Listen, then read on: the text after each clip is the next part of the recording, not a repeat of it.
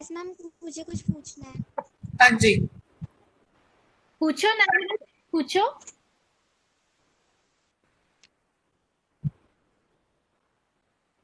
Ma'am मुझे coeliac disease है और मैम मुझे हम्म। डायबिटीज। मैम सीलिएक डिसीज के लिए जो मेरा आटा आता है वो ग्लूटेन फ्री आता है। उसमें है ना बहुत सारे हैवी हैवी चीजें मिली हुई होती हैं, वो कई बार मेरी डायबिटीज भी बढ़ा देती है। तो आप कोई ऐसा खाना बता दीजिए कि ऐसा आटे में जो चीज हम मिला सकें। आपका आटे में क्या क्या मिक्स होता है जो आप आटा बनवाते हो? मैम सोयाबीन, हम्म। ज्वार, हम्म। मटरा, चने की हम्म। दाल, हाँ, मक्का। देखो, जो आपका आटा है, मेनली आपकी शुगर हो सकता है इस आटे से ना बढ़ रही हो। बट आप जब रोटी खाते हो तो आप कितनी सब्जी लेते हो, कितनी दाल लेते हो, दही लेते हो, सलाद लेते हो या नहीं लेते हो, इन पर ध्यान दो। और साथ में आप जब भी खाना खाते हो तो अगर खाने के बाद वाली शुगर बढ़ रही है तो मतलब आपको थोड़ी सी ज्यादा इंसुलिन की जरूरत हो सकती है। तो आपकी इंसुलिन उसको भी एडजस्ट करना जरूरी है।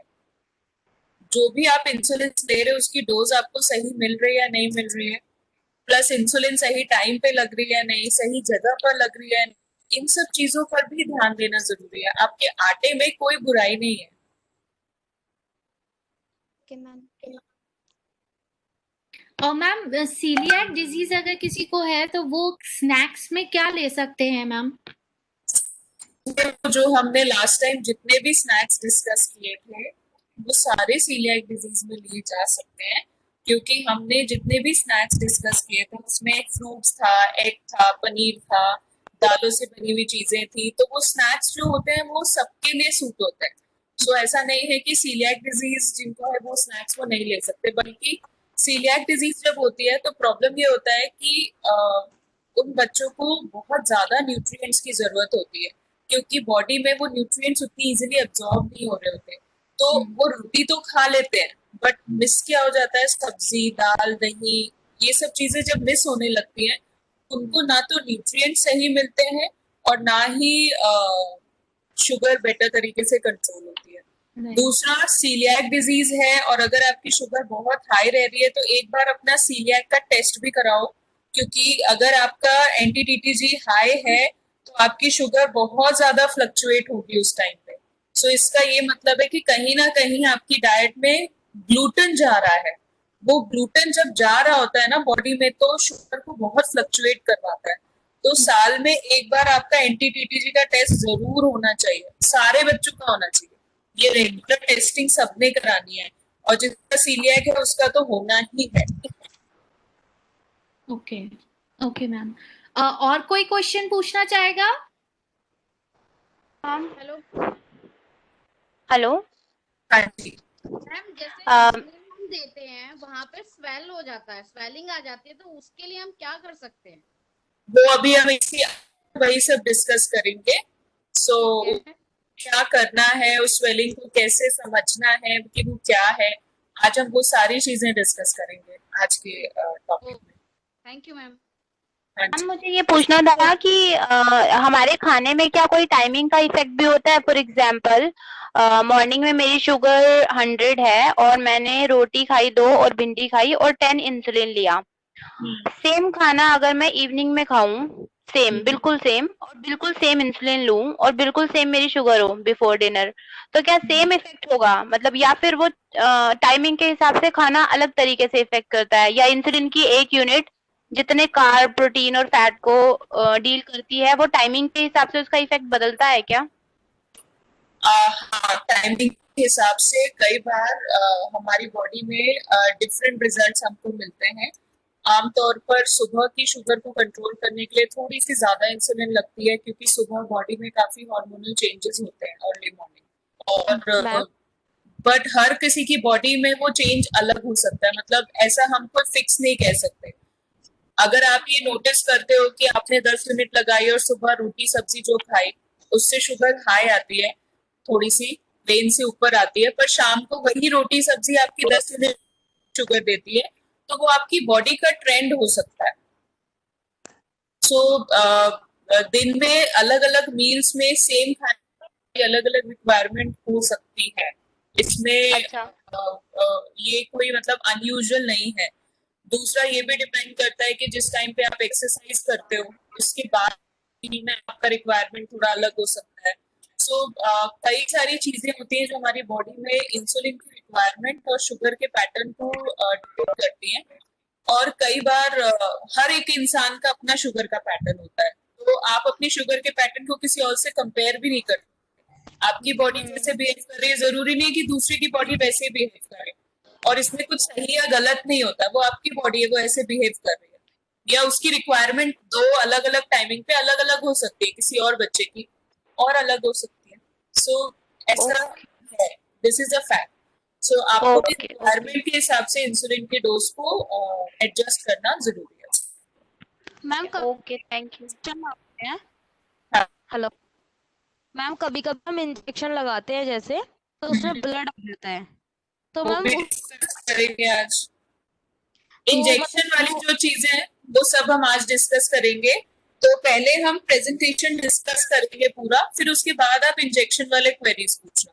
हो सकता है आधे से ज्यादा क्वेरीज आपके उस प्रेजेंटेशन में ही कवर हो जाएंगे। Okay ma'am. स्नैक्स बिल्कुल बताओ। मैम स्नैक्स में मैम कभी कभार ओट्स नमकीन खाता हूँ मैम, तब मेरी शुगर बढ़ जाती है, और मैम मैं जब जामुन खाता हूँ तब नहीं बढ़ती। बड़े ओट्स खा रहे हैं हम। ओट्स क्या है? अनाज है ना। तो ओट्स जब भी आप खाओगे आप बिना इंसुलिन के नहीं खा सकते।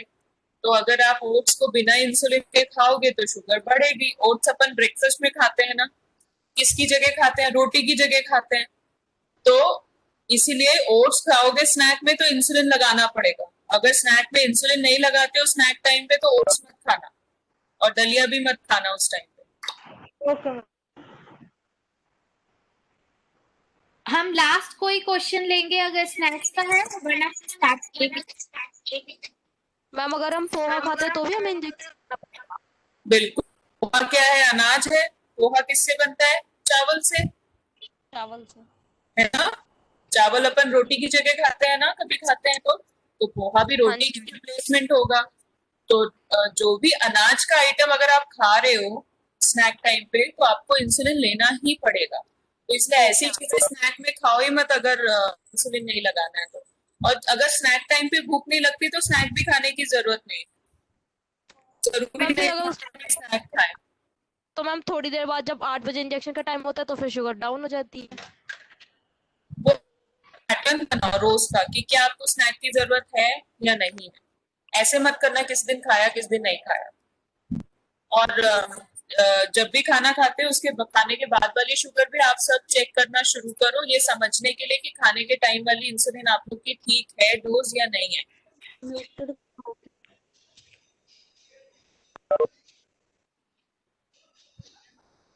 मैम जो ईयरली टेस्ट होते हैं, जो फुल बॉडी चेकअप होता है, उनमें कौन कौन से टेस्ट इम्पोर्टेंट हैं जो डायबिटिक्स को करवाने चाहिए?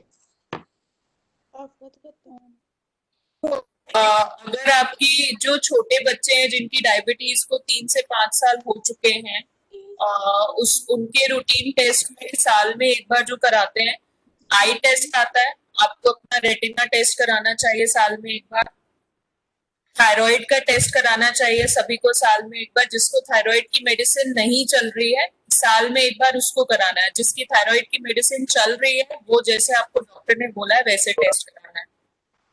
आपको सीलियाक डिजीज का टेस्ट कराना है साल में एक बार, एंटी-डीटीजी, प्लस किडनी का टेस्ट, लिवर का टेस्ट और कोलेस्ट्रॉल के test, lipid profile, fasting lipid profile, ये आपके मेन टेस्ट होते हैं। 3 महीने में एक बार आपका HbA1c टेस्ट होना चाहिए। और साल में एक बार आपको अपने पैरों का भी, नर्व्स का भी टेस्ट आइडियली कराना चाहिए। नर्व्स जब भी आप अपने डॉक्टर के पास जाते हो आप साल में एक बार नर्व्स भी टेस्ट कराओ। अगर डायबिटीज को 5 साल हो चुके हैं छोटे बच्चों में तो उनको ये सारे टेस्ट कराने स्टार्ट कर देते हैं। और अगर आप टीनेजर हो या अडल्ट हो तो आपको मतलब 1 साल में हर साल ये सारे टेस्ट कराने ही हैं। जो जिनके ब्लड कम है, HbA1c जिनका ठीक नहीं आता बिकॉज हीमोग्लोबिन कम होने की वजह से, तो वो हाँ। कौन सा टेस्ट करा सकते हैं? बिकॉज HbA1c उस वजह से कम ठीक नहीं आता। जी, आपका HbA1c अगर ठीक नहीं आता तो ये सारे टेस्ट जो साल में एक बार है वो तो होने ही है, बट आपको अपना शुगर पैटर्न बहुत अच्छे से चेक करना चाहिए। शुगर को किस तरीके से चेक करना है वो भी आज मैं बता दूंगी। तो उस तरीके से शुगर चेक करके रिकॉर्ड बहुत अच्छे से मेंटेन करना चाहिए, बिकॉज जिस केस में HbA1c ठीक नहीं आता उस केस में प्रॉब्लम ये भी हो जाती है कि हमारे पास सिर्फ शुगर लेवल्स ही हैं समझने के लिए कि आपकी शुगर कैसे चल रही है। 3 महीने का एवरेज पे हम रिलाय नहीं कर सकते। सो इसलिए शुगर अलग अलग टाइम पे चेक करना बहुत जरूरी है। आप सभी को मैं आज एक पैटर्न बताऊंगी शुगर चेक करने का, तो अपनी शुगर वैसे ही चेक किया करिए। I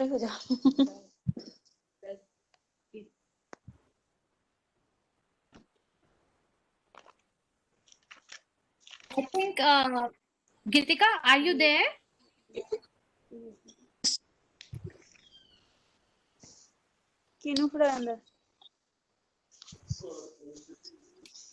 Yes, Mridula, I'm here. So, shall we start? Yes. Gitika is our host, and she will take us through this session today. Gitika, over to you now. Hello, everyone. We all know these sessions are organized by Diabetes Fighters Trust, and this is supported by Ramaiya International Center for Public Health Innovations. And Chavi ma'am हर बारी हमारे sessions ले रही हैं। वो एक senior nutritionist हैं and diabetes educator. और जो भी मुझे नहीं जानता, I am Geetika Kataria. I am a fashion blogger, content writer and a type 1 diabetes from last 26 years. When I was 7, I got type 1 diabetes, and like we all are struggling, we struggle every day with our sugars. We have to, take care of what we are eating, insulins we are taking. So I think आप सबको इन बहुत help मिल रही होगी। तो I think आज का session start करते हैं छवि मैम के साथ। थैंक यू गीतिका। और मैं अपनी शेयर करके स्क्रीन और सबको अब वीडियो दिखाने जा रही हूँ।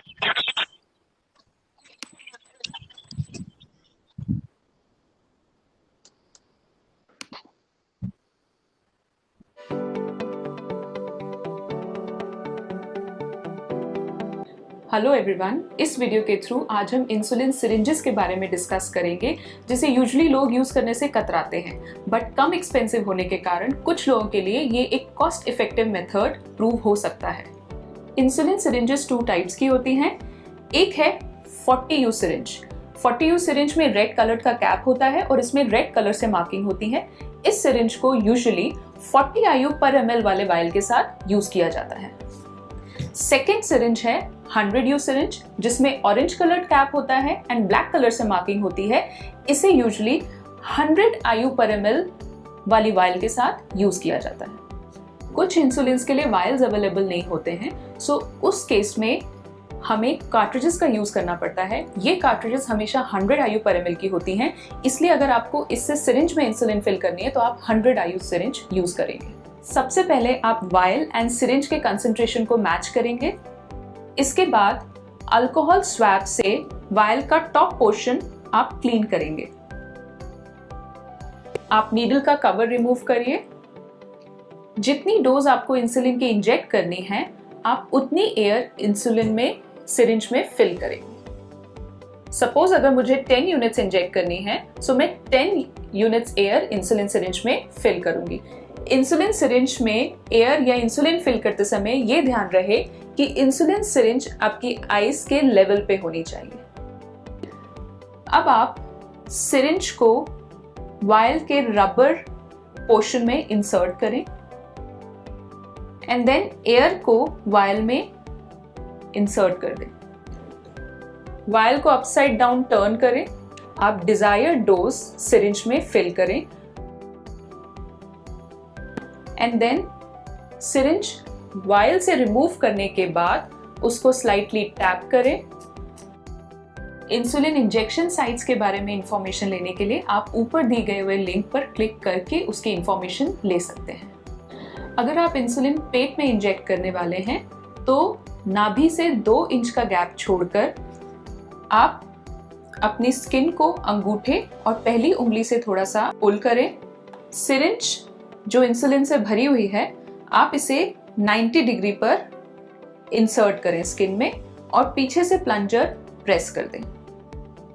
यह इंश्योर करें कि पूरी इंसुलिन आपकी स्किन में चली जाए। प्रेस करने के बाद आप स्लोली इंसुलिन सिरिंज को अपनी स्किन से रिमूव करें एंड स्किन को छोड़ दें। ये ध्यान रहे कि जहां भी आप इंसुलिन लगा रहे हैं उस एरिया को रब ना करें। इंसुलिन सिरिंज यूज करने से पहले कुछ बातों का ध्यान रखना जरूरी है। जब भी आप इंसुलिन का वायल परचेज करते हैं तो इंसुलिन के वायल में लिखे गए नेम को अपने प्रिस्क्रिप्शन के नेम से जरूर टैली करें। इंसुलिन की एक्सपायरी डेट और उसकी अपीयरेंस पर भी ध्यान दें। इंसुलिन वायल्स को आप फ्रिज में स्टोर कर सकते हैं। ध्यान रहे इसे फ्रीजर या चिल ट्रे के आसपास ना स्टोर करें। हमारी एडवाइस ये है कि आप इसे एक प्लास्टिक बॉक्स में फ्रीजर से दूर नीचे फ्रिज में स्टोर करें। लास्टली, एक सिरिंज को कोशिश करें एक ही बार यूज करें और इसे डिस्पोज करने के लिए आप इसके ऊपर कैप लगा के आप इसे किसी ऐसे प्लास्टिक कंटेनर में रखें जिसे आप पिचका ना सकें और जब वो 3/4 फिल हो जाए तब आप उसे सील पैक करके डिस्पोज करें।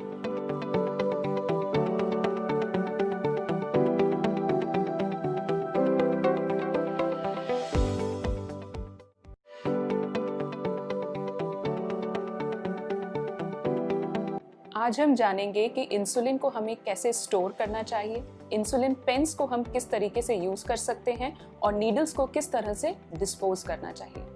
इंसुलिन थेरेपी डायबिटीज मैनेजमेंट का एक बहुत ही इम्पॉर्टेंट हिस्सा है, पर जब भी लोग इंसुलिन के बारे में सुनते हैं वे बहुत ज़्यादा घबरा जाते हैं। उन्हें ऐसा लगता है कि इंसुलिन उन्हें सिरिंजेस से ही लेना पड़ेगा और इंसुलिन लेने की new devices and new techniques के बारे में उन्हें कोई नॉलेज नहीं होती। इस वीडियो से आज हम आपको इंसुलिन टेक्निक के बारे में समझाएंगे जिससे आप इंसुलिन बहुत इजी वे में पेन्स के थ्रू ले पाएंगे।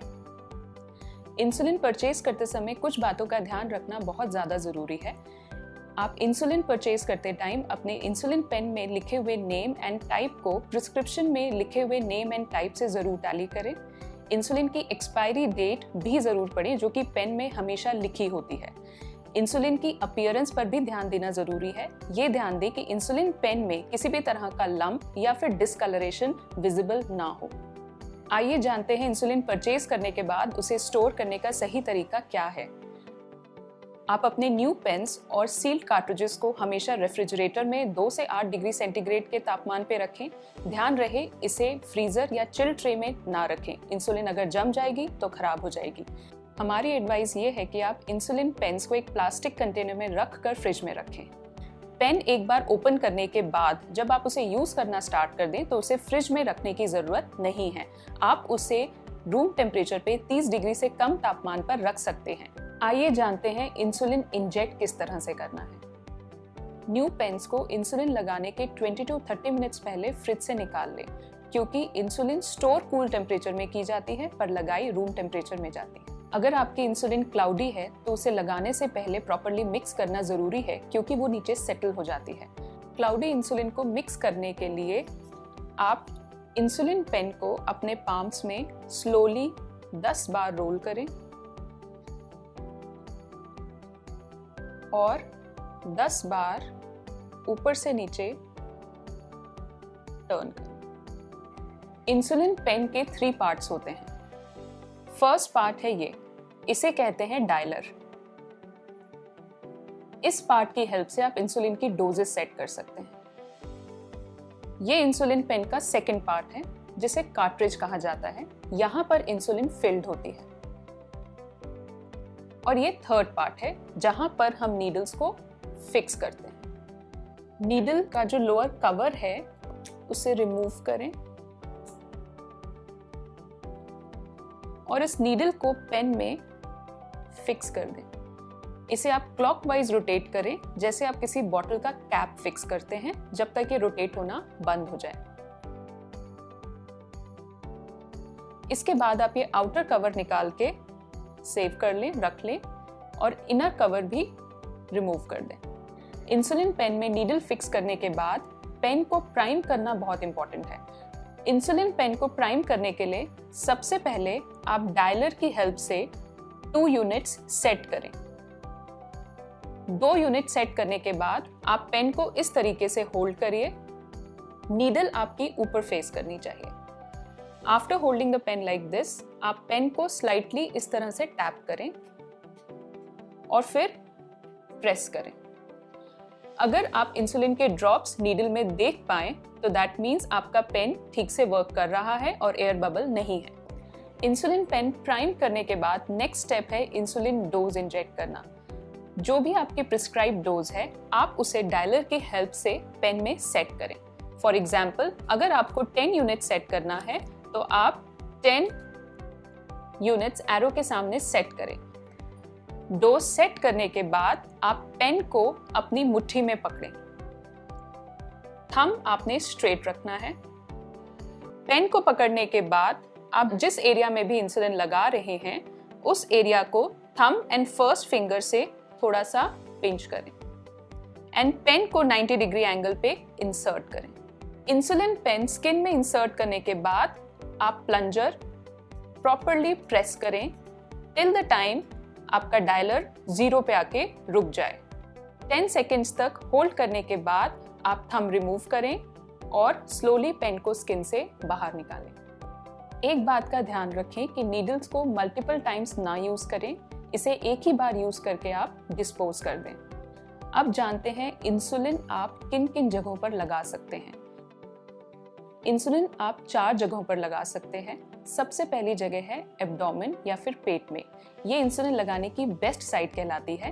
पेट में जब आप इंसुलिन लगाना चाहते हैं तो नाभि के चारों तरफ 2 इंच का गैप छोड़ के आप पूरा पेट कवर कर सकते हैं। सेकेंड एरिया होता है थाइज। थाइज में आप अपर और आउटर एरिया जो होता है थाइज का उसे यूज कर सकते हैं इंसुलिन लगाने के लिए। थर्ड एरिया है आर्म्स। आर्म्स का हमेशा बैक साइड यूज करना चाहिए इंसुलिन लगाने के लिए। अपने कंधे और कोहनी के बीच का एरिया आप यूज कर सकते हैं इंसुलिन लगाने के लिए। एंड फोर्थ एरिया होता है बटक्स या फिर हिप। हिप को अगर 4 हिस्सों में बांटेंगे तो बाहरी ऊपरी चौथा हिस्सा आप यूज कर सकते हैं इंसुलिन लगाने के लिए। इंसुलिन इंजेक्शन साइट्स को इफेक्टिवली यूज करने के लिए ये जरूरी है कि आप पूरा एरिया इस्तेमाल करें। अपने इंसुलिन शॉट्स को एक ही एरिया पे कंसंट्रेट ना करें, इससे लंप फॉर्म होने के चांसेस काफी कम हो जाते हैं। फॉर एग्जाम्पल, अगर आप दिन में 2 या 3 शॉट्स इंसुलिन के लेते हैं तो आप ये कर सकते हैं कि मॉर्निंग शॉट्स आप पेट में लगा लें और नाइट वाले डोजेज आप थाइज में ले लें। अब जानते हैं यूज नीडल्स को डिस्पोज करने का सही तरीका क्या है।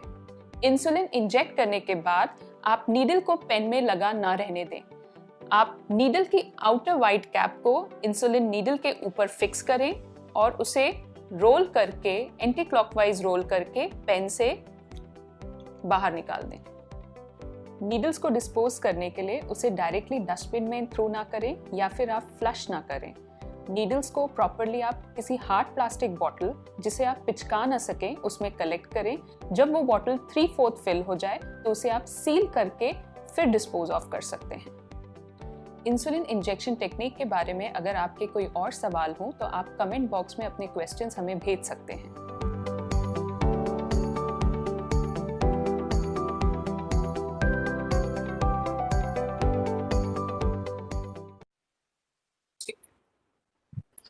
सो स्टार्ट करें हम आज का session.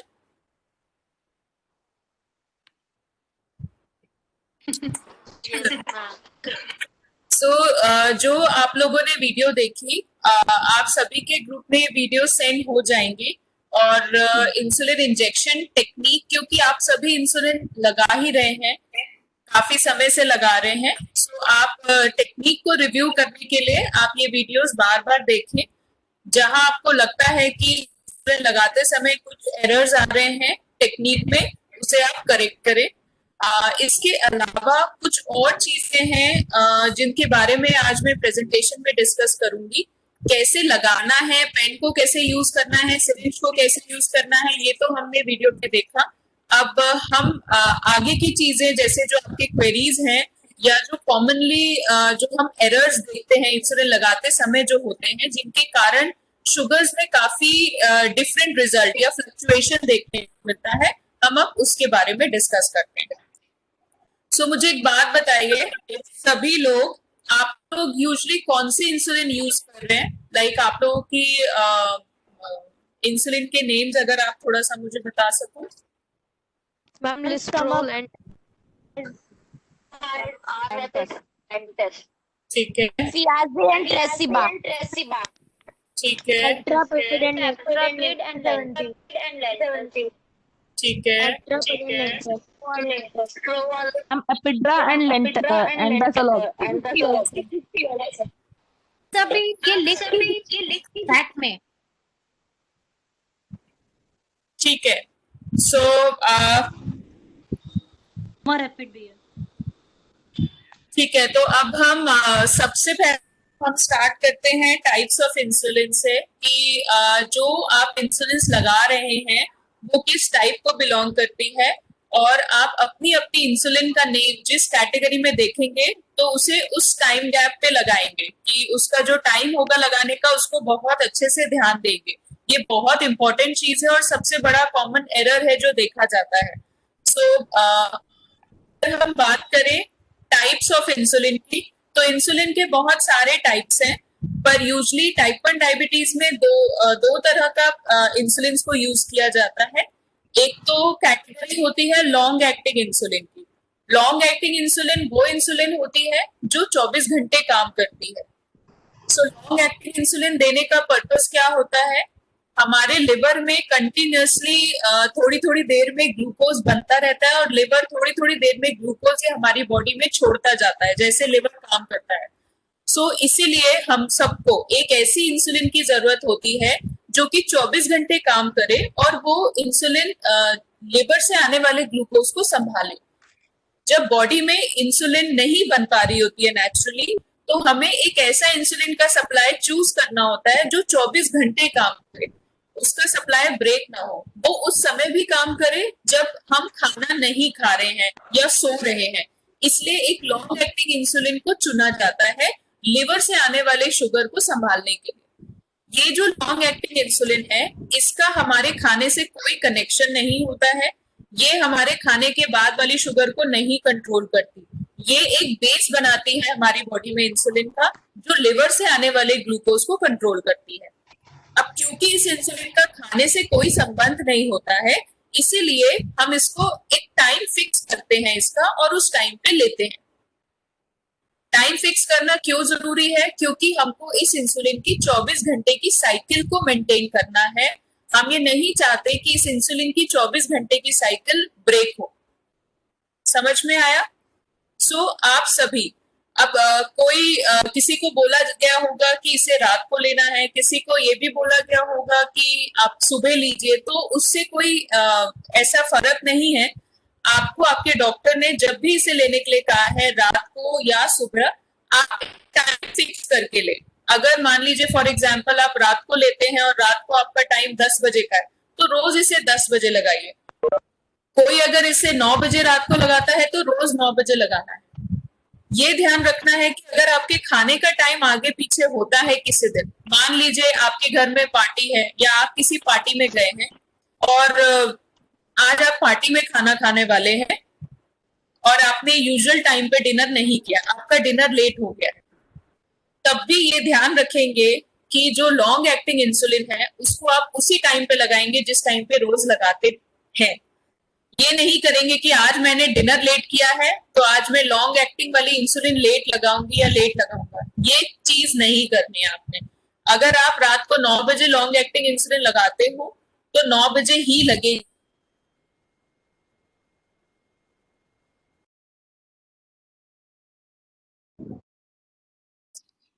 I think, ma'am, we lost you. Chavi, ma'am?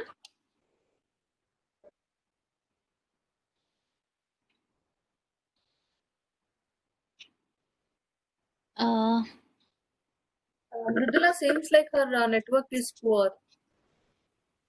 Okay. I'll ask ma'am to check the connection. Just a minute.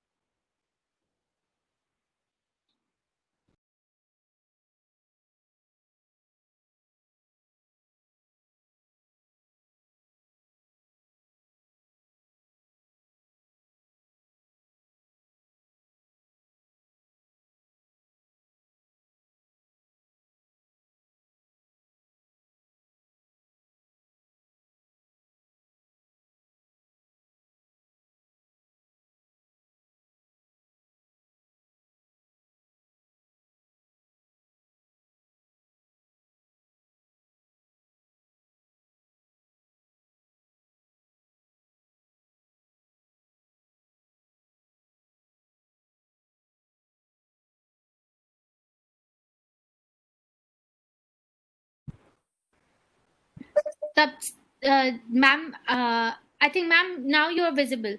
Now I am visible. Yes ma'am. आप साथ साथ अपने क्वेश्चंस भी चैट बॉक्स में लिखते रहें, जो भी क्वेश्चंस है.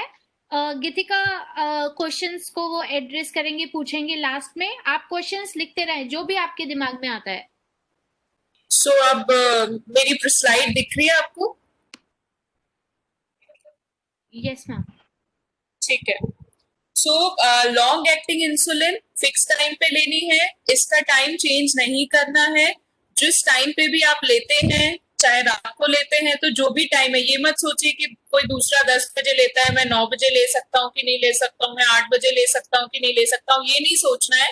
एक अपना टाइम बनाना है और डेली उसी टाइम पे लेनी है. जो सुबह लेते हैं वो सुबह अपना एक टाइम बनाएंगे और उस टाइम पे इसे लगाएंगे. अब लॉन्ग एक्टिंग इंसुलिन किन किन नामों से मार्केट में आती है? कोई लैंटस यूज कर रहा होगा, कोई बेसरग यूज कर रहा होगा, कोई ट्रसीबा यूज कर रहा होगा, कोई टूजियो यूज कर रहा होगा. तो आप जो भी लॉन्ग एक्टिंग इंसुलिन लेते हैं, आप उसको एक फिक्स टाइम पे लगाएंगे. सेकेंड जो ऑप्शन होता है वो होता है कि लॉन्ग एक्टिंग इंसुलिन के साथ एक ऐसी इंसुलिन की जरूरत होती है जो हमारे खाने के बाद वाली शुगर को कंट्रोल करे. अब इस इंसुलिन का काम होता है सिर्फ और सिर्फ खाने के बाद वाली शुगर को कंट्रोल करना, इसीलिए उस इंसुलिन को खाने से पहले लगाने के लिए बोला जाता है. अब इसमें भी 3 कैटेगरीज हैं जो इंसुलिन दे सकते हैं. जैसे कि फर्स्ट कैटेगरी होती है शॉर्ट एक्टिंग इंसुलिन. ये जो शॉर्ट एक्टिंग इंसुलिन होती है ये एक्ट्रैपिड के नाम से आती है या रेगुलर इंसुलिन के नाम से आती है, जिसे आप ह्यूमिनसुलिन आर, इंसुजिन आर या कोई भी रेगुलर और इंसुलिन भी आपको प्रिस्क्राइब करी जा सकती है. तो कॉमनली इन नेम से अवेलेबल होती है जो कॉमनली यूज करते हैं. तो अगर आप इनमें से कोई इंसुलिन यूज कर रहे हैं तो इस इंसुलिन को हमेशा खाने के 30 मिनट पहले लगाएंगे, ये ध्यान रखेंगे. इसमें यह समझना बहुत जरूरी है कि 30 का 25 मिनट नहीं होना चाहिए. 30 से 35 मिनट्स हो जाएगा तो चलेगा, बट 30 से 20 मिनट्स नहीं होना चाहिए या 25 नहीं होना चाहिए. पूरा 30 मिनट्स वेट करना है, क्योंकि जब भी हम ये इंसुलिन लगाते हैं ये बॉडी में, स्किन में जाती है, ये टूटने में थोड़ा सा समय लेती है, इसलिए इसको खाने के 30 मिनट्स पहले लगाना बहुत ज्यादा जरूरी है. सेकेंड कैटेगरी हो सकती है रैपिड एक्टिंग इंसुलिन की. रैपिड एक्टिंग इंसुलिन जो है ये शॉर्ट एक्टिंग के कंपैरिजन में थोड़ा सा तेजी से काम करती है, बट ये 3 से 5 घंटे ही एक्टिव रहती है. और रैपिड एक्टिंग इंसुलिन की कैटेगरी में कुछ लोग ह्यूमोलॉग यूज कर रहे होंगे, कोई नोवोरैपिड यूज कर रहा होगा, कोई एपिड्रा यूज कर रहा होगा. सो अगर आप इनमें से कोई इंसुलिन यूज कर रहे हैं तो आप इसको खाने के 15 मिनट पहले लगाइएगा. यहां मैंने 10 से 15 मिनट लिखा है, बट 15 मिनट ही आप रखिएगा, 15 मिनट के 10 मिनट मत करिएगा. ये जो इंसुलिन है ये स्किन से ब्लड तक जाने में 15 मिनट का टाइम लेती है, इसलिए इसे लगाइए, आराम से 15 मिनट वेट करिए, फिर खाना खाइए. 2 मिनट में ये काम करना नहीं शुरू करेगी, ना ही ये 5 मिनट में काम करना शुरू करेगी. ये क्लियर है सबको?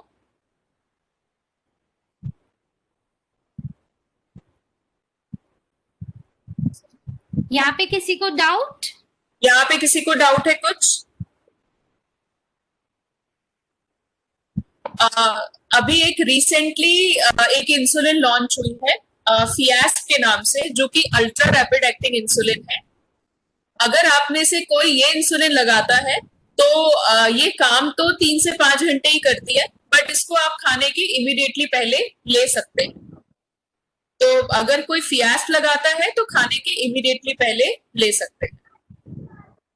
बट रैपिड एक्टिंग इंसुलिन वाली कैटेगरी की जो इंसुलिन लगा रहे हैं, ह्यूमोलॉग, एपिड्रा, नोवोरैपिड, इग्लूसेंट, ये सारे लोग 15 मिनट पहले लगाएंगे.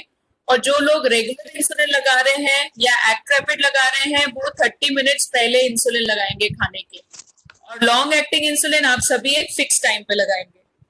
मैम ये जो ह्यूमोलॉग है, ये ह्यूमोलॉग 50-50 भी है? नहीं, अभी हम आ रहे हैं, रुक जाओ, नेक्स्ट कैटेगरी में अभी हम जा रहे हैं. Excuse me ma'am. हाँ जी. ये जो एक्स्ट्रा पैट आपने कहा ना 30 मिनट्स आफ्टर इसके मील लेना है, हाँ तो लेकिन मैम हमारी डॉक्टर ने अभी, मैं अभी थोड़े दिन पहले ही मिलके आई थी, उन्होंने तो 20 मिनट्स बोला था।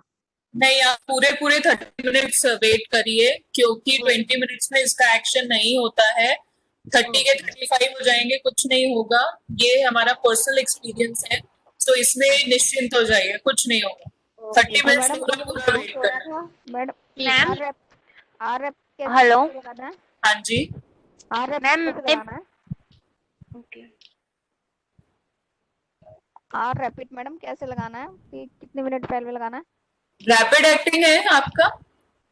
आर रैपिड है मैडम। आर रैपिड है? हाँ जी। आर वाली जो इंसुलिन होती है वो यूजुअली रेगुलर इंसुलिन होती है। Okay ma'am. और दूसरा, जो लोग ह्यूमलॉग मिक्स 50-50 यूज कर रहे हैं एक आध खाने के पहले, वो अपनी ह्यूमलॉग मिक्स खाने के 15 मिनट पहले लगाएंगे। सो अगर आप मॉर्निंग में यूज कर रहे हैं तो ब्रेकफास्ट के 15 मिनट पहले लगाएंगे, डिनर में यूज कर रहे हैं तो डिनर के 15 मिनट पहले लगाएंगे। मैम जो पेन की नीडल होती है वो कितने टाइम तक चेंज करनी होती है? वेट करो आप, पूरा जब ये खत्म होगा ना तो फिर उसमें बूस्ट भी डिस्कस करेंगे। जी मैम। अभी टाइम मैं एक्स्ट्रा पेट लेती हूँ, तो जैसे मेरी शुगर अगर बिफोर मील 120-130 के आसपास है और मैंने इंसुलिन लिया, तो 20 मिनट से पहले ही या उसके मतलब 20 मिनट्स के आसपास मेरी शुगर एकदम डाउन हो जाती है बहुत ज्यादा। तो इसलिए मेरे को तो 15 मिनट्स में ही खाना खाना पड़ जाता है, मतलब पहले ही जब बहुत ज्यादा हो, मतलब 170-200, तब तो मैं 30 मिनट वेट कर पाती हूँ। 150 से कम है तो वो बहुत जल्दी डाउन हो जाती है। नहीं, आपको मुझे ये बताना पड़ेगा कि हर बार ऐसा होता है या हर बार ऐसा नहीं होता, क्योंकि 20 मिनट में तो आपकी इंसुलिन काम करना ही नहीं शुरू करती है। तो मैं जब भी 150 से कम होती है तो मैं 15 मिनट में खाना खा लेती हूँ इंटेंशनली। 30 मिनट वेट करो, क्योंकि शुगर आपकी इंसुलिन 30 मिनट से पहले काम ही नहीं करती आपकी ब्लड में। अगर आपने इंसुलिन लगाने वाली जगह में रखना नहीं है तो नहीं होगा। अगर एक आध दिन कभी ऐसा हो जाए तो उसको एकदम फिक्स मत करो कि ऐसा ही होता है। ठीक है, मैं एक बार और हर बार ऐसा होना चाहिए, मतलब हर बार 100 आपने जब भी लगाई हो और 30 मिनट वेट किया हो, हर बार अगर लो हो रही है तो हम मानेंगे कि हाँ लो हो रही है। ऐसा नहीं होगा कि एक दिन हुई थी तो इसलिए मैंने वैसा करना शुरू कर दिया। हाँ, 2-3 बार हुआ था इसलिए मैंने ऐसा स्टार्ट कर दिया, फिर मैंने और ऑब्जर्व ही नहीं करा उसके बाद। नहीं, उसको अभी ऑब्जर्व करो, पर 30 मिनट वेट करो, क्योंकि जब हम क्या होता है, अब ये क्यों इम्पोर्टेंट है ये समझना जरूरी है। देखो, शुगर यहाँ पे इंसुलिन के पास दिमाग नहीं है, सब अच्छे से अपने दिमाग में ये चीज घुसा, दिमाग नहीं है। इंसुलिन को कुछ समझ में नहीं आता कि आपकी शुगर कितनी है और आप क्या खा रहे हो। ये चीजें आपको समझनी पड़ेंगी कि हम क्या खा रहे हैं और हमारी शुगर कितनी है। इंसुलिन तभी आपकी शुगर को इफेक्टिवली कंट्रोल करेगी जब वो शुगर के साथ साथ चलेगी, ऐसे, जब दोनों ऐसे चलेंगे। अगर एक भी आगे हो गई और दूसरा पीछे रह गया तो शुगर आपकी कंट्रोल में नहीं होगी। अगर मान लो इंसुलिन पीछे रह गई तो खाने के बाद वाली शुगर ज्यादा आएगी, अगर इंसुलिन आगे निकल गई तो फिर लो भी हो सकती है। तो इसलिए इंसुलिन और शुगर दोनों इकट्ठे चले, इसलिए उन दोनों का टाइम स्पेसिंग सही करना बहुत जरूरी है according to the type of insulin. ये टाइम गैप्स बहुत इंपॉर्टेंट होते हैं। अब किसी दिन आपने इंसुलिन लगाई, मान लो रेगुलर इंसुलिन लगाई, एक दिन आपने 30 मिनट वेट किया, आपकी शुगर कुछ आएगी। अगले दिन आपने 15 मिनट वेट किया तो खाने के बाद वाली शुगर कुछ और आएगी। तीसरे दिन आपने बिल्कुल भी वेट नहीं किया तो खाने के बाद वाली शुगर कुछ और ही निकलेगी। पर आपको क्या लगेगा कि मैंने तो खाना सेम खाया था, फिर भी तीनों दिन मेरी शुगर अलग अलग क्यों आ रही है। फोकस पूरा खाने पे जाएगा, पर ये नहीं ध्यान रहेगा परसों तो मैंने शुगर इंसुलिन को 30 मिनट पहले लगाया था, कल मैंने 15 मिनट पहले लगाया था, आज तो मैंने तुरंत इंसुलिन लगा के खाना खा लिया। तो इसलिए इस टाइम गैप को समझना बहुत जरूरी है। सिमिलरली जब आप रैपिड एक्टिंग इंसुलिन लगाते हो, इत्मीनान से 15 मिनट बैठ जाया करो, फिर ही खाना खाया करो। 5 मिनट या 2 मिनट में इंसुलिन बिल्कुल इफेक्टिव नहीं होती है, काम करना शुरू नहीं करती है, इसलिए आप टेंशन मत लो, ठीक है मैडम? मैडम लेंटस कब लगाना चाहिए? जैसे रैपिड लगाया उसके बाद रैपिड का लैंटस से कोई लेना देना नहीं है। लैंटस का आप एक टाइम फिक्स करेंगे और बिल्कुल उसी टाइम पे लगाएंगे। रैपिड आपने कितनी देर पहले लगाई है उससे लैंटस का और उसका कोई कनेक्शन नहीं है। ऐसा हो सकता है कि किसी दिन बच्चे ने, आप लैंटस मान लो रात को 10 बजे लगाते हो, एक दिन आपके बच्चे ने 8 बजे खाना खाया तो रैपिड एक्टिंग और लैंटस के बीच में 2 घंटे का गैप होगा। कभी उसने 9 बजे खाना खाया तो 1 घंटे का गैप होगा। हो सकता है कभी आप मैरिज में चले गए तो रात का खाना आपने 10:30 बजे खाना है, तो लैंटस तो आप 10 बजे ही लगाओगे। फिर जब खाना खाने लगोगे उसके पहले रैपिड एक्टिंग इंसुलिन लगाओगे। तो रैपिड एक्टिंग इंसुलिन का समय खाने के टाइम के हिसाब से चेंज होगा, पर लैंटस का समय फिक्स रहेगा। मैडम मैं ये पूछ रही हूँ कितने टाइम पर लगाना चाहिए? कोई कनेक्शन ही नहीं है, आप कभी भी लगाओ। वही तो मैं समझा रही हूँ आपको कि किसी दिन आप 2 घंटे पहले भी हो सकता है, कभी 1 घंटे पहले भी हो सकता है, कोई कनेक्शन नहीं है, तो उसका कंफ्यूजन मत कीजिए। बिल्कुल लगा सकते हैं। आपका अगर लैंटस का टाइम 8 बजे का है और आपका बच्चा खाना भी उसी टाइम पे खाता है, तो आपका लैंटस और ये वाली इंसुलिन इकट्ठे लगेगी। या फिर उन बच्चों में, जिन बच्चों में लैंटस डॉक्टर कभी सुबह लगाने के लिए बोलते हैं और उनको स्कूल जाना होता है, तो उस टाइम पे स्कूल जाने से पहले ही हम रेगुलर या रैपिड एक्टिंग इंसुलिन और साथ में लैंटस इकट्ठे लगानी पड़ती है, तो उसमें कोई बुराई नहीं है। हो क्या रहा था कि इसकी ना बहुत हाई आ रही थी, तो डॉक्टर ने इस बार बोला कि वैसे इसको शाम को 6 बजे लगते थे, तो ठीक डॉक्टर है। ने बोला इसको दोपहर को ही ना जब आप रैपिड लगाते हो रैपिड, तो साथ ही लेंटस लगा दिया करो। बट ये ध्यान रखना है, किसी दिन आपके खाने का टाइम आगे पीछे होगा तो लैंटस का टाइम आगे पीछे नहीं होगा। अगर आपने दोपहर को 1 बजे इंसुलिन लगाया लैंटस, तो डेली 1 बजे लगेगा। जी जी जी ठीक है। ये नहीं कि आज खाना बच्चे ने 2 बजे खाया तो लैंटस भी 2 बजे लगेगा, ऐसे नहीं होगा। लैंटस का जो टाइम आप फिक्स करोगे उसी टाइम पे लैंटस को लगाना है।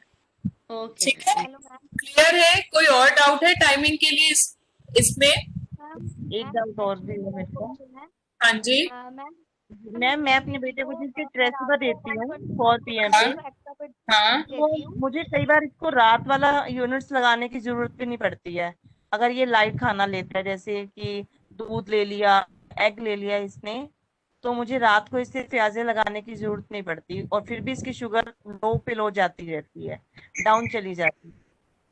तो क्या मैं रेस्पा के यूनिट्स कम करने चाहिए, या जो डॉक्टर ने फिक्स करा है उतनी ही लगाने चाहिए हमें? कम करने चाहिए।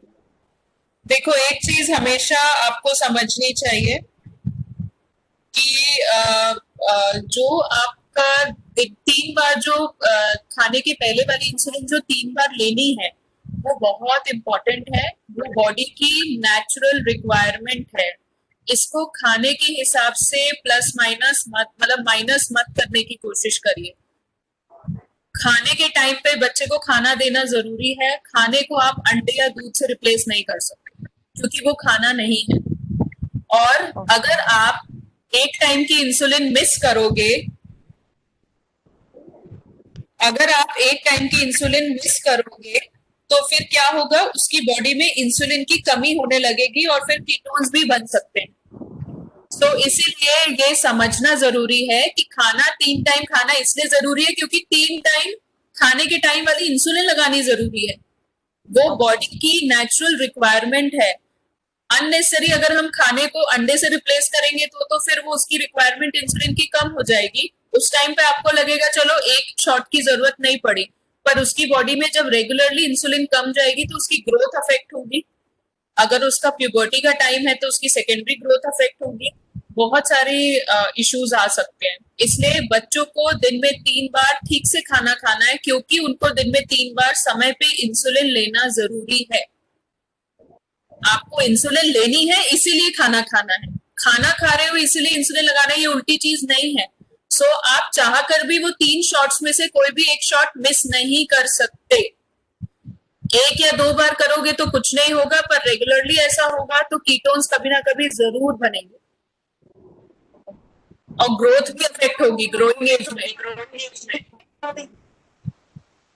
हेलो, एक एक करके पूछे जी। इसमें भी इम्पोर्टेंट है, लाइक अगर हम एक बिल्कुल ताकि इंसुलिन हम लेस ले सकें, तो नहीं, is it wrong? Yes it is wrong, it is wrong, क्योंकि इंसुलिन हमारे लिए सर्वाइवल के लिए बहुत इंपॉर्टेंट है। It is as important as oxygen and water. So इसीलिए अगर आपको टाइप 1 डायबिटीज है, अगर आपकी बॉडी में इंसुलिन नहीं बनता है, तो आपको 3 शॉट्स खाने के टाइम वाली इंसुलिन के मैंडेटरी हैं, साथ में एक लॉन्ग एक्टिंग इंसुलिन मैंडेटरी है। इसको कट शॉर्ट करने की टाइम्स तो ले रहे हैं, थ्री टाइम्स तो ले रहे हैं। मैं ये कह रही हूँ कि जैसे एक टाइम, जैसे डिनर में लाइट डिनर ले लें ताकि अमाउंट कम लेनी पड़े इंसुलिन की, जैसे, तो उसमें तो कोई प्रॉब्लम नहीं है ना? देखो, अगर आप अडल्ट हो, आप वजन कम करना चाहते हो और आपने अपनी कैलोरीज कम करने के लिए आपने अपना मील पोर्शन कम किया है डिनर में, तो आप उसके अकॉर्डिंगली इंसुलिन लगाओगे। बट इंसुलिन की डोज को 0 नहीं करोगे किसी भी टाइम पे, बस इतना ध्यान रखना।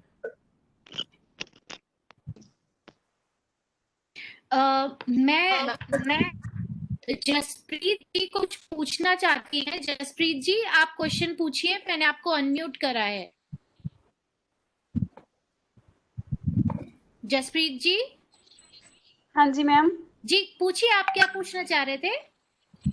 मैम मैंने ये पूछना था कि जैसे हरगुन अभी उठता है तो पहले मिल्क लेता है, हम उसकी शुगर देखते हैं, इंजेक्शन लाते हैं, फिर उसको उसके मतलब मिल्क के मुताबिक और 2 घंटे बाद खाना देते हैं, वही सब डोज एक टाइम लगाते हैं। तो तभी जब हम दोपहर को देखते हैं तो शुगर ठीक आती है। तो मतलब एक और इंजेक्शन लगा के हम 2 घंटे तक 3 घंटे तक उसको खिला देते हैं जब भी मांगता है, तो क्या ये ठीक है मैम? देखो, अगर आप दूध के पहले उसको इंजेक्शन लगा रहे हो और फिर आप देखते हो कि 3 घंटे बाद उसकी शुगर ठीक आती है, तो जब 3 घंटे बाद जब आप खाना देते हो तो उस टाइम पे भी आपको इंजेक्शन लगाना जरूरी है। Okay ma'am. क्योंकि अगर आप खाने से पहले इंजेक्शन नहीं लगाओगे तो आप ये देखोगे कि खाने के बाद शुगर बढ़ गई। ये भी इम्पोर्टेंट है ध्यान रखना कि जो भी इंसुलिन हम खाने के पहले लगाते हैं वो सिर्फ उसी खाने तक सीमित रहती है। मतलब जो इंसुलिन आपने ब्रेकफास्ट के पहले लगाई है वो आपकी सिर्फ ब्रेकफास्ट को ही कंट्रोल करेगी, वो बीच के स्नैक को नहीं कंट्रोल कर पाएगी। जो इंसुलिन हमने लंच के पहले लगाई है वो हमारे सिर्फ लंच को ही मैनेज करेगी, वो इवनिंग स्नैक को नहीं मैनेज कर पाएगी। सो इसीलिए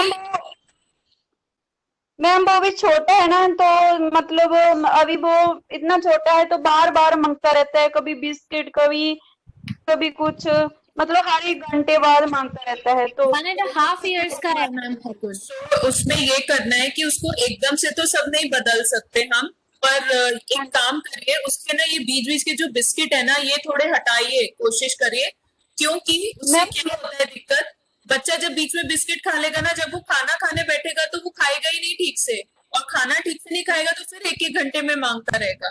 सो आपको बीच में बिस्किट हटाने ही पड़ेंगे ताकि वो भूखा रहे। खाने के टाइम पे बच्चे को भूखा रखना है। मतलब अगर आपका बच्चा जब भी हम उसको मिल्क देते हैं तो उसकी शुगर बढ़ती है, जब भी खाना रोटी सलाद कुछ भी ले ले तो उसकी मतलब शुगर बिल्कुल नहीं बढ़ती है, वो बेशक हम इंजेक्शन के बगैर ही क्यों ना दे दें। देखिए उसमें क्या होता है, बीच में जो वो बिस्किट वगैरह खा रहा होता है ना, ये उसका भी असर होता है। दूध के साथ जो अगर वो कुछ चीजें खा रहा है तो वो उसके कारण शुगर बढ़ती है। छोटे बच्चों में एक चीज बहुत जरूरी है ध्यान रखनी, उनका खाने का समय बनाना बहुत जरूरी है। उनको तो कुछ समझ में नहीं आएगा, वो तो दिन भर मांगते रहेंगे। सो हमें थोड़ा सा उसको बिठा के खिलाने की आदत डालनी जरूरी है। धीरे धीरे वो बैठ के खाना शुरू करेगा। और सबसे इम्पोर्टेंट है, बीच के उसके बिस्किट वगैरह हटाओ ताकि वो खाने के टाइम पे एकदम भूखा हो, और जब वो भूखा होगा खाने के टाइम पे तो वो अच्छे से एक बार में खाना खाएगा। फिर बार बार मांगना भी वो कम करेगा। और बिस्किट वगैरह प्लीज मत दिया करो छोटे बच्चों को, कोई भी ना खाए ज्यादा बिस्किट बना के दिए है इसको, बेसन के घर में ही बना के देते हैं, पैकेट वाली कोई चीज नहीं देते हैं। ठीक है, पर वो भी थोड़ा कम खिलाइए ताकि खाने के टाइम पे बच्चा भूखा रहे। बार बार मांगते ही इसलिए क्योंकि बीच बीच में खा के अपना पेट भर लेते हैं और खाने के टाइम पे फिर इनको भूख नहीं लगती है ज्यादा, तो वो ठीक से खाना नहीं खाते। Okay ma'am. ठीक है, तो ये क्लियर है। एक चीज और पूछनी थी। हाँ जी। मैम जैसे लंच और डिनर के उसमें गैप काफी होता है, कई बार बच्चे जो होते हैं बीच में कुछ स्नैक खा लेते हैं, तो 4th शॉट तब लगा सकते हैं अगर जरूरत लगे तो। बिल्कुल बिल्कुल, अगर आप ये देखते हो कि शाम को जैसे हर बच्चा अलग होता है, आप ये नोटिस करते हो कि आपके बच्चे को शाम को बहुत भूख लगती है, उसके लिए वो इवनिंग स्नैक इम्पोर्टेंट है, वो खाना चाहता है, तो आप और उसके खाने के बाद उसकी शुगर बढ़ती है यूजुअली, तो आप इवनिंग स्नैक इंसुलिन लगा के खिलाओगे फिर उसको। ठीक है ma'am, thank you. Ma'am actually मेरा एक क्वेश्चन है। मेरी हाँ बेटी जी, की रात को डिनर के टाइम पे 125 या ऐसे ही होती है, तो ठीक है, उसको डिनर में के टाइम पे मैं 6 यूनिट एक्स्ट्रा बिट लगाती हूँ और वो ठीक है, खाना खा लेती है। उसके बाद 10 ओ क्लॉक 8:30 खाना खा लेती है, 10 ओ क्लॉक उसकी 95 आ जाती है। ठीक है। तो उस टाइम मैं मिल्क और कुछ कभी ब्रेड या कभी पान बिस्किट दे के सुला देती हूँ। तो रात को मतलब 10 ओ क्लॉक उसका लेंटस होता है, पर मॉर्निंग में इसकी बहुत अप चली जाती है 300 350 के अराउंड। और रात देखो को मैंने 2 ओ क्लॉक भी चेक किया है, तब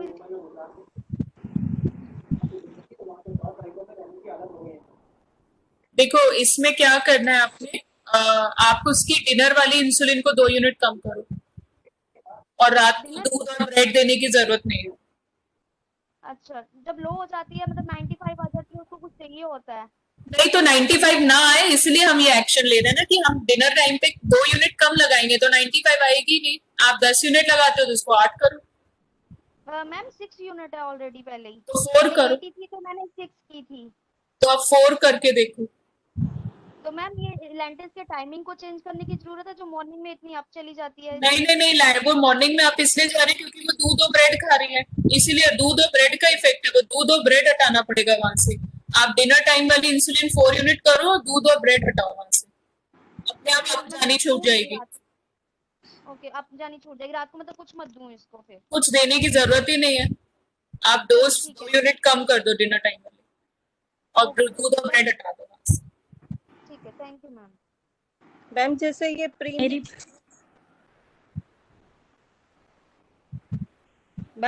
प्री मिक्स्ड ह्यूमन इंसुलिन 3070 है, इसका क्या ट्रेंड होता है, थोड़ा इसको एक्सप्लेन करें। ह्यूमन इंसुलिन 3070 जो होती है प्रीमिक्स, आमतौर पर ये टाइप 1 में नहीं दी जाती है। अगर आपके डॉक्टर कुछ टाइम के लिए दे भी रहे हैं तो वो कुछ टाइम में 4 बार शिफ्ट करना ही पड़ता है बच्चों को। ये प्रीमिक्स इंसुलिन जो होती है 3070 ह्यूमन इंसुलिन, ये रेगुलर इंसुलिन और इंटरमीडिएट इंसुलिन को मिक्स करके बनती है। इसको हमेशा खाने के 30 मिनट पहले लगाया जाता है। मैम ये बच्चे के लिए नहीं है मैम। अच्छा, ये बच्चे के लिए नहीं है। आप सभी से रिक्वेस्ट है, आप अपना नाम और एज जरूर बताएं, वरना मैम को भी कंफ्यूजन हो सकता है, प्लीज। हाँ जी मैम, ये मैं अपने लिए ले रही हूँ और मेरी शुगर ऑलमोस्ट इससे ठीक रहती है। दिन में मैं 2 बार यूज करती हूँ, बीच में डिस्टर्ब थी, अदरवाइज इसी से मेरी कंट्रोल्ड है। और ज्यादा से ज्यादा मेरा 7 और 8 के बीच में ही HB1 आता है। आप जब भी ह्यूमन इंसुलिन 3070 लगाती हैं तो इसको खाने, नाश्ते और डिनर की 30 मिनट पहले लगाया करिए, पूरा 30 मिनट पहले। 30 से 35 मिनट होगा चलेगा, 30 से 20 नहीं होना चाहिए। और जैसे बोलते हैं कि ये 30% इमीडिएट काम करती है और 70 बाद में, तो मुझे ये पूछना है कि हम 30% इमीडिएट करती है तो उस समय हमें ज्यादा कार्बोहाइड्रेट लेना है, कम लेना है? कुछ नहीं लेना आपने, ऐसा आपने कुछ नहीं करना है। आपने जो नॉर्मल आपका एपेटाइट है बिल्कुल वैसे ही खाना है, और बस इसको न खाने के आधा घंटा पहले लगाइए। ये 2 इंसुलिन से मिलकर बनी होती है, जिसमें एक रेगुलर इंसुलिन 30% होती है और इंटरमीडिएट इंसुलिन 70% होती है, इसलिए 3070 नाम है इसका। तो इसका आपके खाने में आपको कुछ चेंज नहीं करना है, बस आपने इसका समय 30 मिनट पहले लगाना है, आपने ये ध्यान रखना है। ठीक है, थैंक यू मैम। हाँ जी, थैंक यू। चलो अब हम नेक्स्ट मैम, अब हम नेक्स्ट पे जाते हैं। मेरी बेटी, एक्सक्यूज मी, मेरी बेटी दूध लेती है, उसके साथ वो 4 इंसुलिन लेती है, फिर भी इसकी शुगर बढ़ जाती है। दूध होता है 400 ml के करीब, तो उसको 4 यूनिट उसके लिए कम पड़ रहा होगा। आप उसकी डोज बढ़ा के देखिए, दूध लेने के पहले उसको पंप लगा हुआ है, नोवारेपिड यूज कर रही है। पंप लगा हुआ है ना, तो 4 यूनिट उसको फिर कम पड़ रहा होगा उस टाइम पे। हो सकता है उसका शुगर दूध लेने से पहले कितना है वो भी चेक करना पड़ेगा। अगर उसका बेसल रिक्वायरमेंट ठीक नहीं है तो वो भी सेट करना पड़ेगा साथ। ठीक है, थैंक यू। तो दूध बंद करने की जरूरत तो नहीं है ना? दूध अभी अगर उसको भूख लगती है तो बंद मत करिए, अगर आप जबरदस्ती पिला रहे हो तो अलग बात है। दूध से कितनी देर पहले इंसुलिन लगाना है? दूध से 15 मिनट पहले। Thank you. और दूध को 250 ml करके देखिए। ठीक है जी, थैंक यू। अब इंसुलिन इंजेक्शन साइट्स के बारे में हम डिस्कस करेंगे। तो ये साइट्स के बारे में समझना, प्लीज आप अब इस प्रेजेंटेशन के बाद हम लेंगे बाकी क्वेश्चंस, तो आप अपने क्वेश्चन लिख लो अभी। एक बार मैं ये स्लाइड्स खत्म कर लूं, फिर हम नेक्स्ट और क्वेश्चंस लेना शुरू करेंगे। सो इंसुलिन इंजेक्शन साइट्स को समझना बहुत जरूरी है।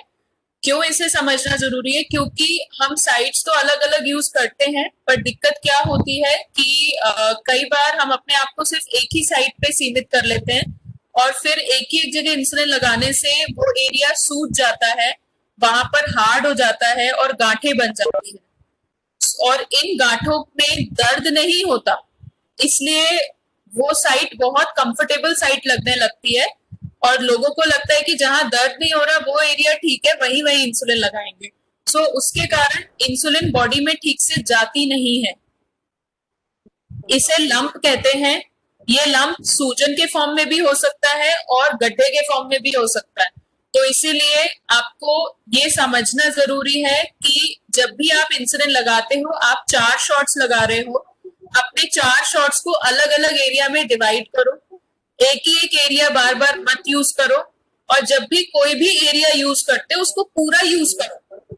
जैसे कि अगर पेट में बोलते हैं कि नाभि से 2 इंच का गैप छोड़ के लगाना है, तो ये नहीं कि 2 इंच का गैप छोड़ा और जस्ट बाजू में लगाया, पूरा पेट आखिरी तक यूज करिए।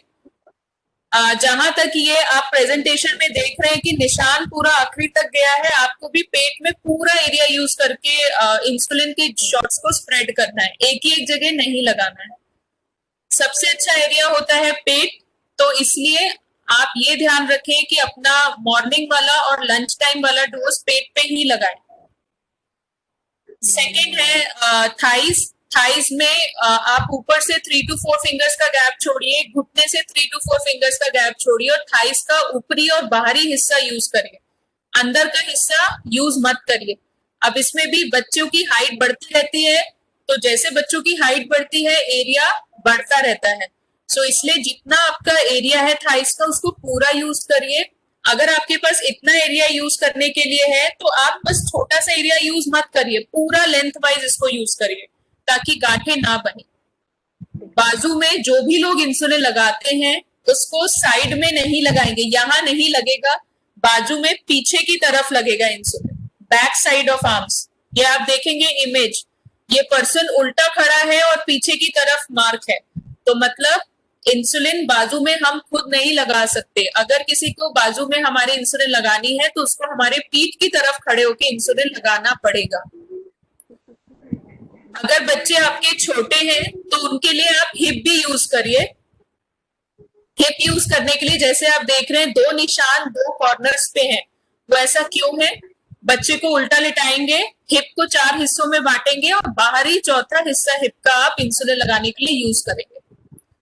अब जो बच्चे थोड़े बड़े हैं, खुद इंसुलिन लगाते हैं, उनके बॉडी में इंसुलिन लगाने के लिए जगह काफी है क्योंकि उनकी हाइट है, तो वो सुबह और दोपहर का डोज पेट पे लगाएं और रात वाले दोनों डोज आप थाइस पे लगा सकते हैं। तो 4 में से 2 पेट पे लग जाएंगे, 2 थाइस पे लग जाएंगे, वो डिस्ट्रीब्यूट हो जाएगा।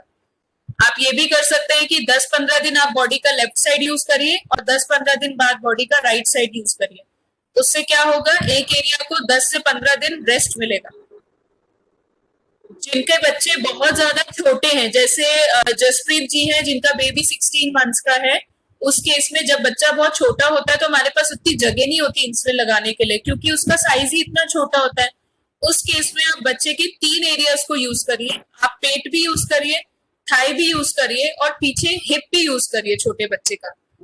ये हो सकता है कि आपके बच्चे रेजिस्ट करें इंसुलिन लगाने में कि नहीं मुझे यहाँ नहीं लगाना है, मुझे आप यहाँ लगाओ।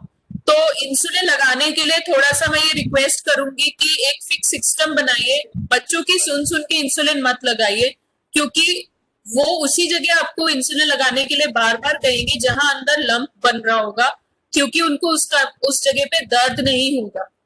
और बार बार गांठों के ऊपर वो इंसुलिन लगवाएंगे, फिर होगा रिजल्ट ये कि जब आप इंसुलिन लगाओगे भी और वेट भी करोगे तब भी आपकी इंसुलिन इफेक्टिव नहीं होगी, वो वहीं रह जाएगी, वो काम ही नहीं करेगी बॉडी में। दूसरी चीज, सभी लोग जहां जहां इंसुलिन लगाते हैं अपने एरिया को फील करेंगे।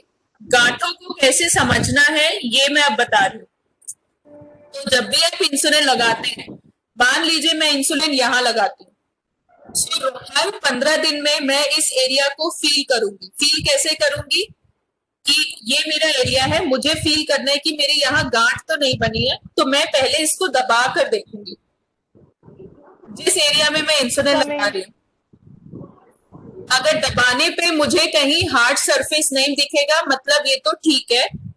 फिर उसके बाद मैं अपना हाथ धीरे धीरे उस एरिया में ऐसे ऊपर से नीचे ले जाऊंगी। नॉर्मल उसमें दबा दबा के नहीं ले जाना, आपको नॉर्मल टच रखना है। ऐसे करने से भी आपको ऐसा हो सकता है कि कहीं पे लगे कि हल्की सी सूजन है या हल्की सी हार्डनेस है, फिर उस जगह पे थोड़ा दबा के देखिए, तो मतलब वहां अगर आपको एक हार्ड सरफेस दिखे तो मतलब वो गांठ है। अगर मान लो आपके इस हिस्से में गांठ है और इसको आपको हटाना है तो इस पे कुछ लगाने की जरूरत नहीं है। इस एरिया पे, इतने एरिया पे इंसुलिन लगाना छोड़ दीजिए, अपने आप वो गांठ दूर हो जाएगी। और कैसे समझे कि हमको इसी एरिया पे इंसुलिन नहीं लगाना, उसे एक परमानेंट मार्कर से निशान बना दीजिए ताकि वो जल्दी निकलेगा नहीं, और जैसे ही वो निशान फेड होने लगे दोबारा से उसको डार्क कर दीजिए अगर वो गांठ नहीं आपकी खत्म हुई है तो। सो ऐसा करके आप गांठें हटा सकते हो। गांठों के ऊपर इंसुलिन नहीं लगानी है, नहीं तो इंसुलिन बॉडी में जाएगी नहीं। अब ये गांठें हटने में टाइम लेती हैं। थोड़ी छोटी गांठ होती है तो भी मिनिमम 1 महीना ले लेती है। अगर बड़ी गांठें हैं, गहरी हैं, तो वो 3 महीने भी ले सकती है।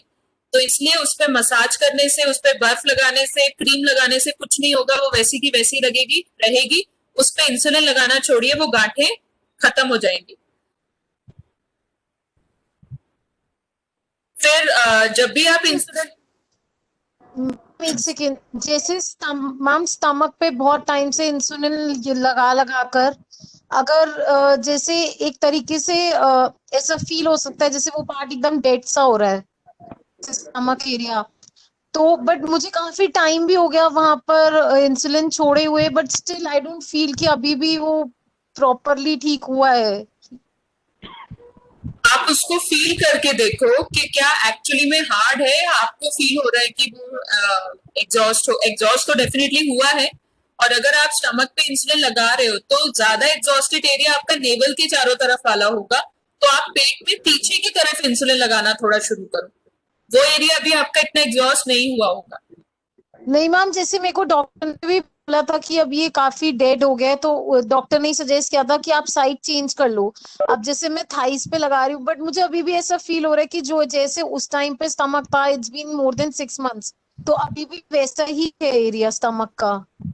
पीछे की तरफ थोड़ा देखो कि कैसा है। पीछे की तरफ मतलब जहां हमारे कपड़ों की स्टिचिंग होती है ना, उस साइड, क्योंकि उतना पीछे जाके आपने भी नहीं लगाया होगा 6 महीने तक, आप आगे आगे ही लगा रहे होगे ज्यादा। तो थोड़ा पीछे की तरफ हाथ ले जाओ, लाइक ये वाला पोर्शन, ये वाला पार्ट। मैम मैं वो तो समझ गई, बट जैसे आगे का एरिया भी है, तो अब 6 months हो गए जैसे छोड़े हुए, आगे का अभी और 6 महीने छोड़ दो। अगर अभी भी वहां लंप है तो उसको और छोड़ दो, वो अपने आप ही डिसॉल्व होगा, उसके लिए कोई कुछ नहीं कर पाएगा।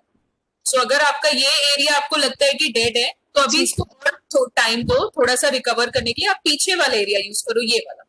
तो उससे क्या होगा कि आपके पास थोड़ा एरिया होगा एब्डोमेन में यूज करने के लिए। सिर्फ 2 ही शॉट लगाना, सुबह और दोपहर वाले। शाम वाले आप सारे थाइस पे लगा लो, 2। ठीक है? ठीक।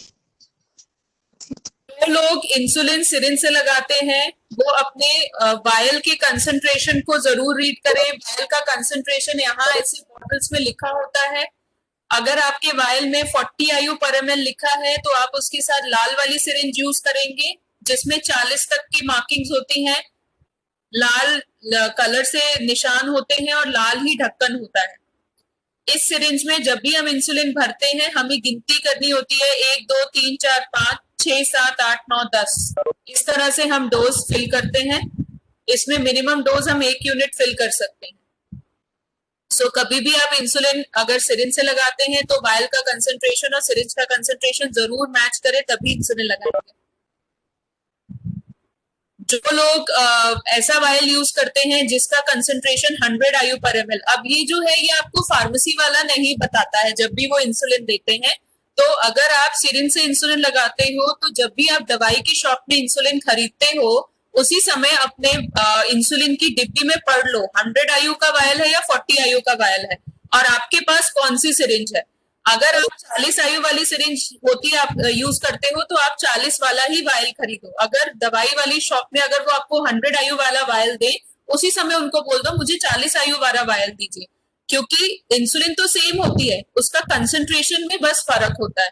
सो अगर आप गलत कंसंट्रेशन वाला वायल ले आओगे तो नाम तो 30-70 है या फिर रेगुलर इंसुलिन ही है, पर कंसंट्रेशन डिफरेंट होने के कारण आपका इंसुलिन सिरिंज से मिसमैच होगा और डोज ठीक नहीं जाएगी।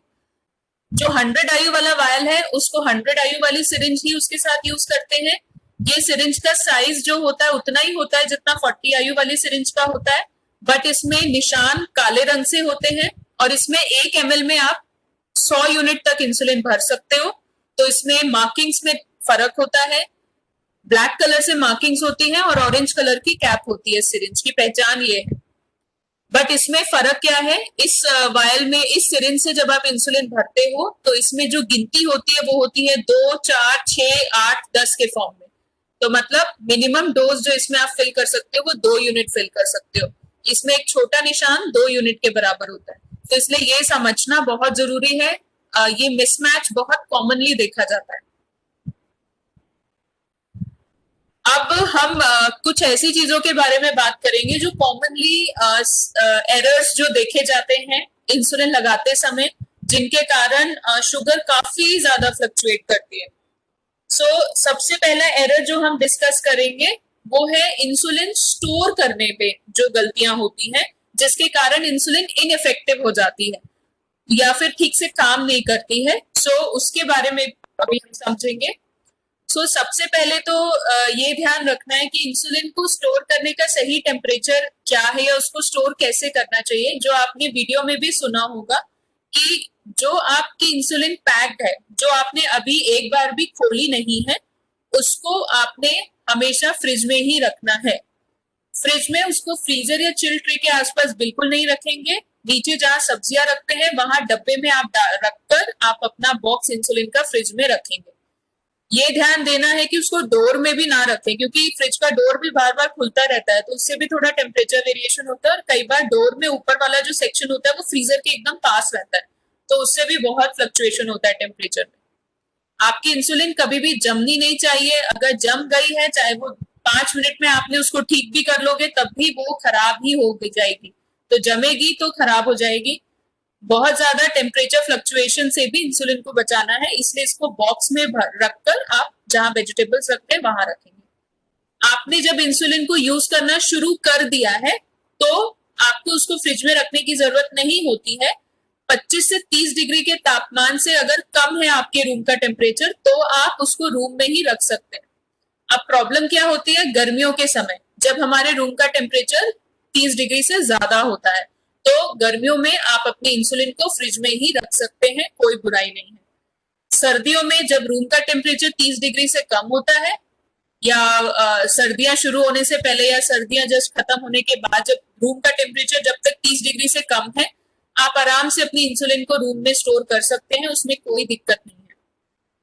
अगर आप सेफ्टी से अपने इंसुलिन को फ्रिज में रखते हैं तब भी ये ध्यान दें कि इंसुलिन लगाने के 20 मिनट पहले आप निकाल के रूम टेम्परेचर पे रखिए, फिर लगाइए, क्योंकि ठंडी इंसुलिन बहुत ज्यादा पेनफुल होती है तो अननेसेसरी वो पेन होगा तो कोई मतलब नहीं है। तो इसलिए 20 मिनट्स पहले आप नॉर्मल टेम्परेचर पे रखिए, फिर उसके बाद लगाइए। मैम मेरा यहाँ पे क्वेश्चन था एक, जैसे अगर हम मैं मृदुला बोल रही हूँ, अगर टेम्परेचर हमारा रूम टेम्परेचर पे भी हम इंसुलिन रख रहे हैं पर प्रॉब्लम अगर ये होती है कि हाइजीनिक नहीं है, अगर वो वहां पे या डस्ट आ रहा है, तो मैम क्या वो अफेक्ट नहीं करेगा इंसुलिन को? बिल्कुल अफेक्ट नहीं करता है, ये सब चीजें अफेक्ट नहीं करती हैं, क्योंकि इंसुलिन का पेन यूजुअली बंद होता है और आप कोशिश ये करें कि जब भी इंसुलिन रखते हैं तो उसको सीधे पेन को फ्रिज के ऊपर या टीवी के ऊपर या अपने बेड साइड पे ऐसे ही ना रखें। आप अपना एक इंसुलिन का बॉक्स बनाएं, उस पे इंसुलिन पेन्स या इंसुलिन की जो भी आपकी नीडल्स हैं वो रखें और उस बॉक्स को एक जगह रखें। इस बॉक्स को टीवी के ऊपर, फ्रिज के ऊपर रखना अवॉइड करें, क्योंकि टीवी और फ्रिज का जो ऊपर वाला पार्ट होता है वो यूजुअली गर्म होता है, तो वहां नहीं रखेंगे। एक सेफ एरिया पे आप उसको बॉक्स में रखें। दूसरा, जब भी इंसुलिन खरीदते हैं कुछ चीजें आपको शॉप में खड़े खड़े ही करनी है। इसको चेक किए बिना आप इंसुलिन घर पे नहीं लेकर आएंगे, क्योंकि जब आप इंसुलिन घर में ले आएंगे तो वो चेंज नहीं होगी, ये ध्यान रखिएगा। तो जो भी इंसुलिन लेने जाता है, जब भी आप शॉप से इंसुलिन परचेज करते हैं, आपको इंसुलिन दी शॉप वाले ने, सबसे पहले तो उसकी एक्सपायरी डेट चेक करिए कि एक्सपायरी डेट उसकी ठीक है। उसका नाम चेक करिए। ये मत सोचिए कि दवाई वाले को तो पता ही होगा, वो तो हमें सही इंसुलिन देगा, ये बिल्कुल नहीं सोचना है। आपने हमेशा क्रॉस चेक करना है कि आपने जो पेन खरीदा है या जो वायल खरीदा है उसमें वही नाम लिखा है जो आपकी डॉक्टर ने आपको प्रिस्क्राइब करा है। और अगर आपको नाम में कुछ कंफ्यूजन है तो आप अपने डॉक्टर से उसका ऑल्टरनेटिव लिखवा के रखिए, ताकि अगर ये वाली ना मिले तो मैं ये वाली ले सकता हूँ इंसुलिन, वो आपको पता होना चाहिए। तीसरा, आप इंसुलिन की अपीयरेंस भी शॉप पे ही देखेंगे, चेक करेंगे। इंसुलिन में जब भी आप पेन या खरीदते हैं या वायल खरीदते हैं, अगर आपकी इंसुलिन पानी के समान है, क्लियर है, तो बिल्कुल क्लियर होनी चाहिए, उसमें कुछ भी दिखना नहीं चाहिए, गांठें या व्हाइट लम्प्स कुछ भी नहीं होना चाहिए। और अगर मिल्की है तो दूध के समान एकदम क्लियर मिल्की होनी चाहिए, उसमें भी कोई गांठें नहीं होनी चाहिए। आपका वायल जो होता है वो ओपन नहीं होना चाहिए, वो सील पैक होना चाहिए जब भी आप वायल खरीदते हैं सिरिंज के साथ लगाने वाला। और यही चीज आपको पेन में भी ध्यान रखनी है कि एक्सपायरी डेट आपने चेक करनी है, नाम चेक करना है, अपीयरेंस चेक करनी है। इसे चेक किए बिना आप इंसुलिन नहीं परचेज करेंगे, और ये चीजें शॉप में ही चेक करनी होती हैं। घर आके चेक करके अगर आपको कुछ दिख भी जाएगा तो वो रिफ्यूज कर देंगे, बोलेंगे हम चेंज नहीं करेंगे, आपका मनी भी वेस्ट होगा और एफर्ट भी पूरा वेस्ट होगा। तीसरा, जो नीडल्स हैं कभी भी पेन में लगी नहीं रहने दें, क्योंकि हवा का बुलबुला बहुत कॉमनली पेन में बनता है जिसपे ध्यान अक्सर नहीं दिया जाता। तो अगर हम नीडल लगी रहने देते हैं पेन में तो एयर पास होती रहती है उस नीडल से पेन के अंदर, जिसके कारण हवा के बुलबुले बहुत फ्रीक्वेंटली बनते हैं। तो जब आप पेन यूज कर रहे हैं तो नीडल में एक बाहर का व्हाइट वाला कैप होता है बड़ा सा, उसको फेंकना नहीं है। आपने उसकी मदद से नीडल को निकाल के अपने केस में या डब्बे में जिसमें आप इंसुलिन पेन रखते हो उसी में उसके साथ रख लेना है, और जब भी आप दोबारा इंसुलिन लगाओ वो नीडल वापस से पेन में लगानी है। सो ऐसा करने से आप एयर बबल का बनना थोड़ा कम कर पाओगे। और अगर आपके पास ऐसा नहीं होता है कि आपको रखने के लिए, कोई भी चीज रखने के लिए बहुत कोई गैजेट या कुछ ऐसा चाहिए, आप एक सिंपल एक डिब्बी रख लो अपने इंसुलिन बॉक्स के अंदर जो क्लीन करो आप रेगुलरली, और उसमें आप अपनी नीडल रख सकते हो और उसको बंद करके रखो। ऐसे किसी भी जगह ओपन प्लेस पे मत रखो। और दूसरा,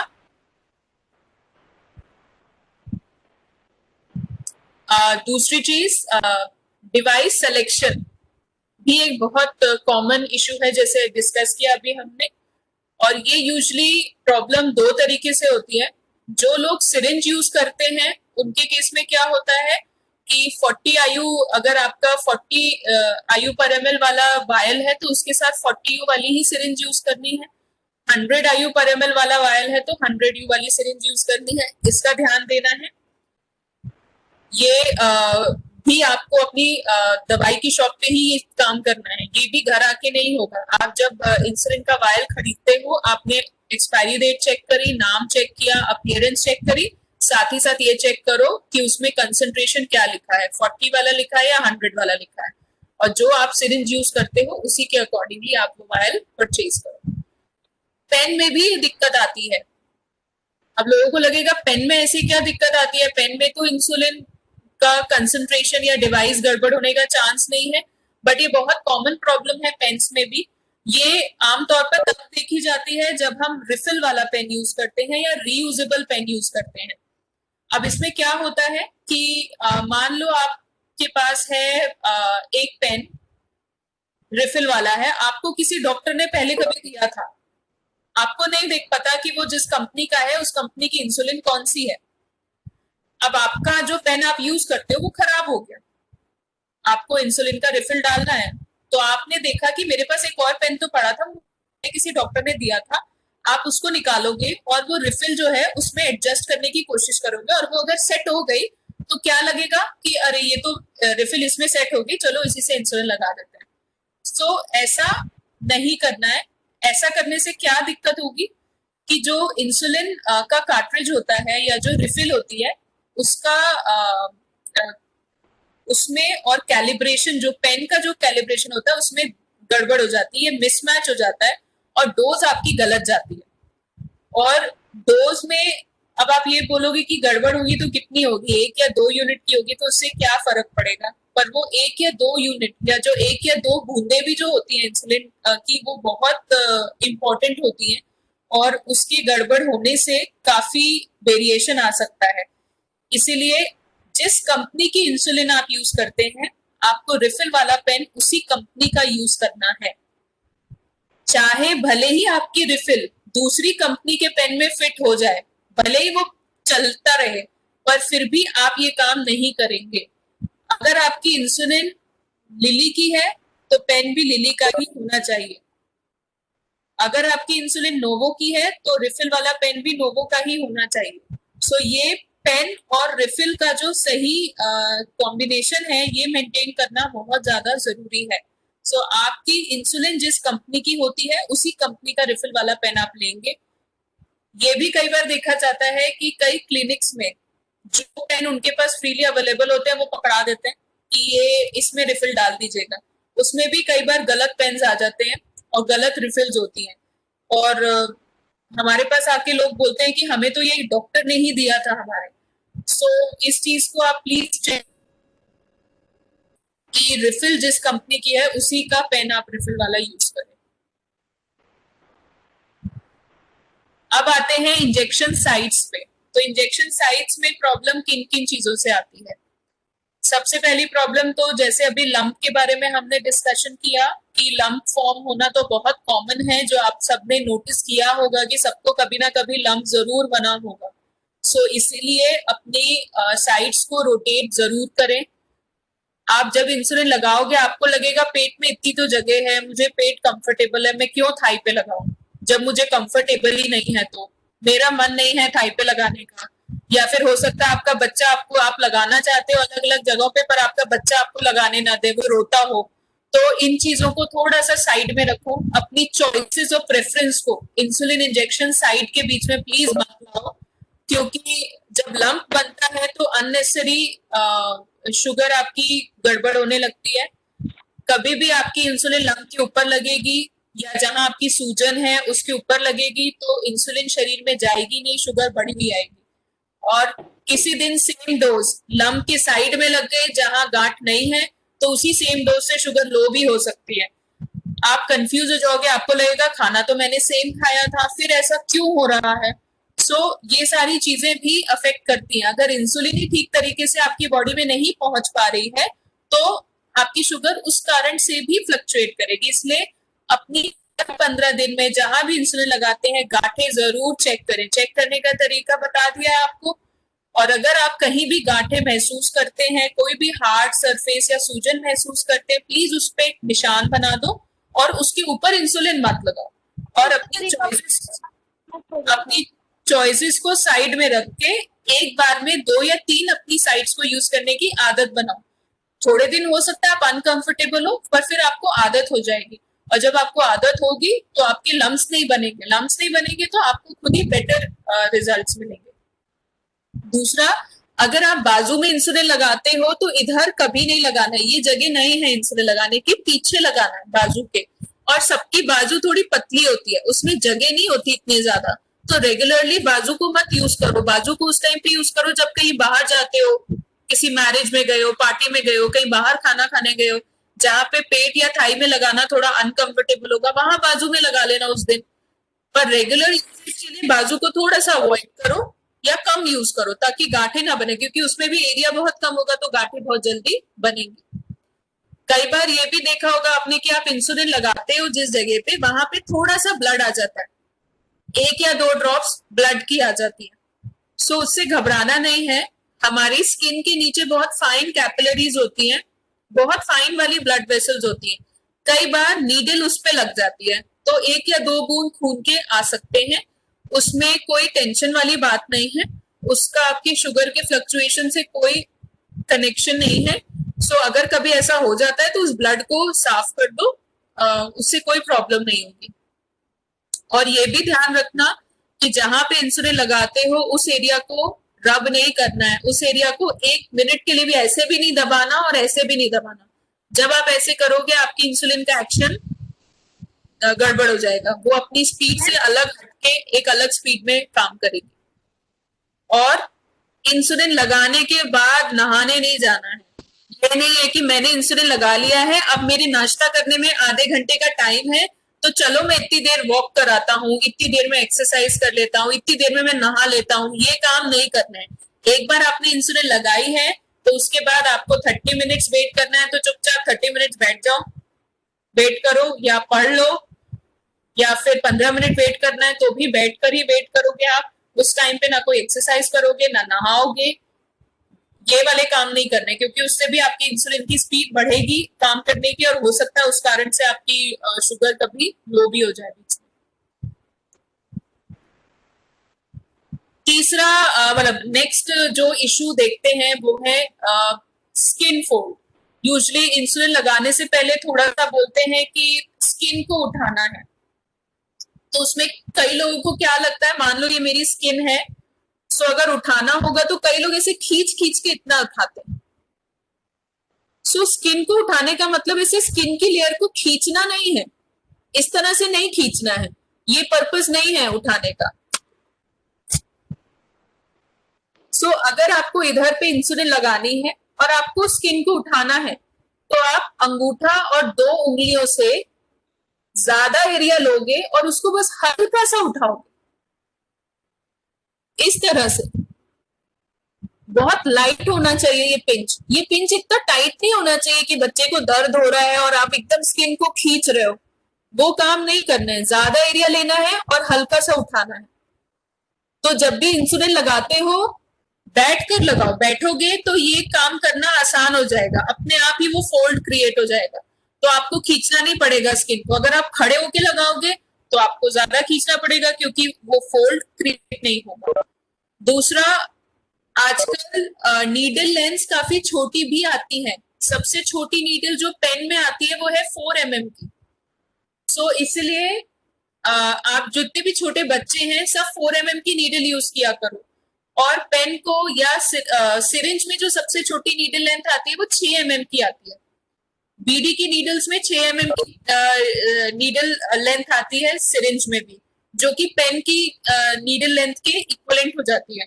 सो इसलिए अपनी इंसुलिन को 90 डिग्री एंगल पे लगाइए, टेढ़ा करके मत लगाइए। कई बार क्या होगा, अगर आपका स्किन सरफेस ऐसा है तो आपका इंसुलिन का पेन इस या सिरिंज ऐसी होनी चाहिए। अगर आप इसको ऐसे टेढ़ा लगाओगे तो जब इंसुलिन लगाओगे तो देखोगे कि यहाँ एक फुग्गा सा बन गया, फूल गया, मतलब गड़बड़ हो गई है, इंसुलिन आज ठीक से जाएगी नहीं बॉडी में, ये समझ जाना। तो इसलिए ऐसे बल्ज नहीं बनना चाहिए इंसुलिन लगाने के बाद, इसलिए ऐसा एंगल नहीं रखना है, एंगल ऐसा रखना है और छोटी नीडल यूज करना है, बड़ी नीडल्स को यूज नहीं करना है, ताकि आपको कोई कंफ्यूजन ही नहीं रहेगा। आप इत्मीनान से स्ट्रेट एंगल रखोगे उसको। और अगर आपका स्किन का सरफेस ऐसा है तो आपका इंसुलिन ऐसा लगना चाहिए, स्ट्रेट ये होगा 90 डिग्री।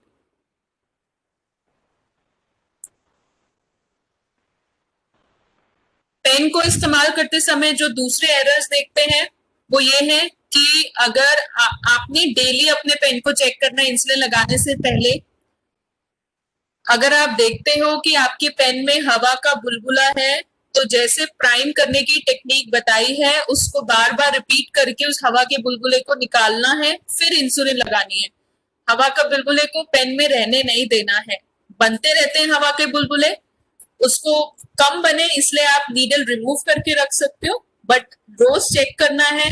जब भी हवा का बुलबुला दिखता है पहले उसको निकालो, हवा के बुलबुले को निकालने की प्रोसेस को प्राइमिंग कहते हैं। तो जो आप इंसुलिन पेन वाला वीडियो है उसमें जो प्राइमिंग की टेक्निक देखोगे उससे आपको हवा का बुलबुला निकालना है, फिर आपको डोज डायल करनी है और फिर इंसुलिन लगानी है।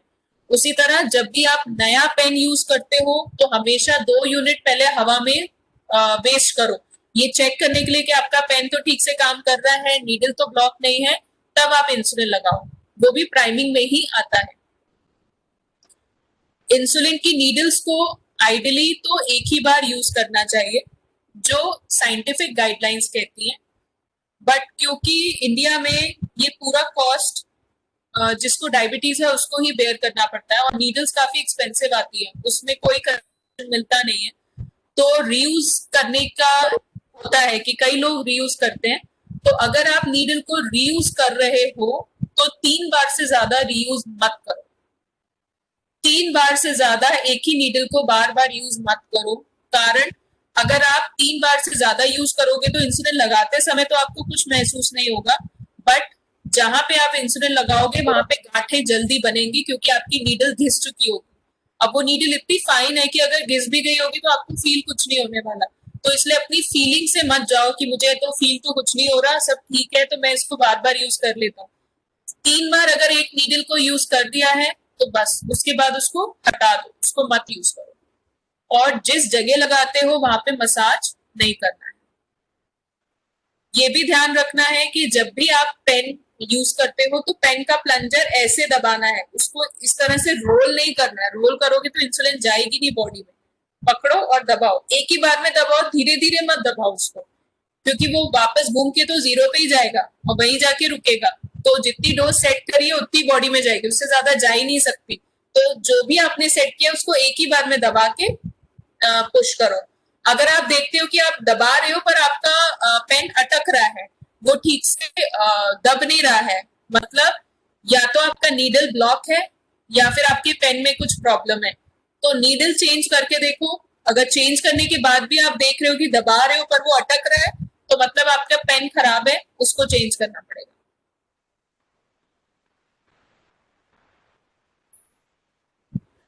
ये insulin and meal time gap के बारे में हम पहले डिस्कस कर चुके हैं कि इंसुलिन जब आप लगाते हो तो जो इंसुलिन लगा रहे हो उसके हिसाब से खाने का टाइम उतनी देर बाद ही रखना है। जो लोग रेगुलर इंसुलिन लगाते हैं वो खाने की 30 मिनट पहले लगाएंगे, जो लोग रैपिड एक्टिंग इंसुलिन लगाते हैं वो पूरा 15 मिनट वेट करेंगे फिर ही खाना खाएंगे।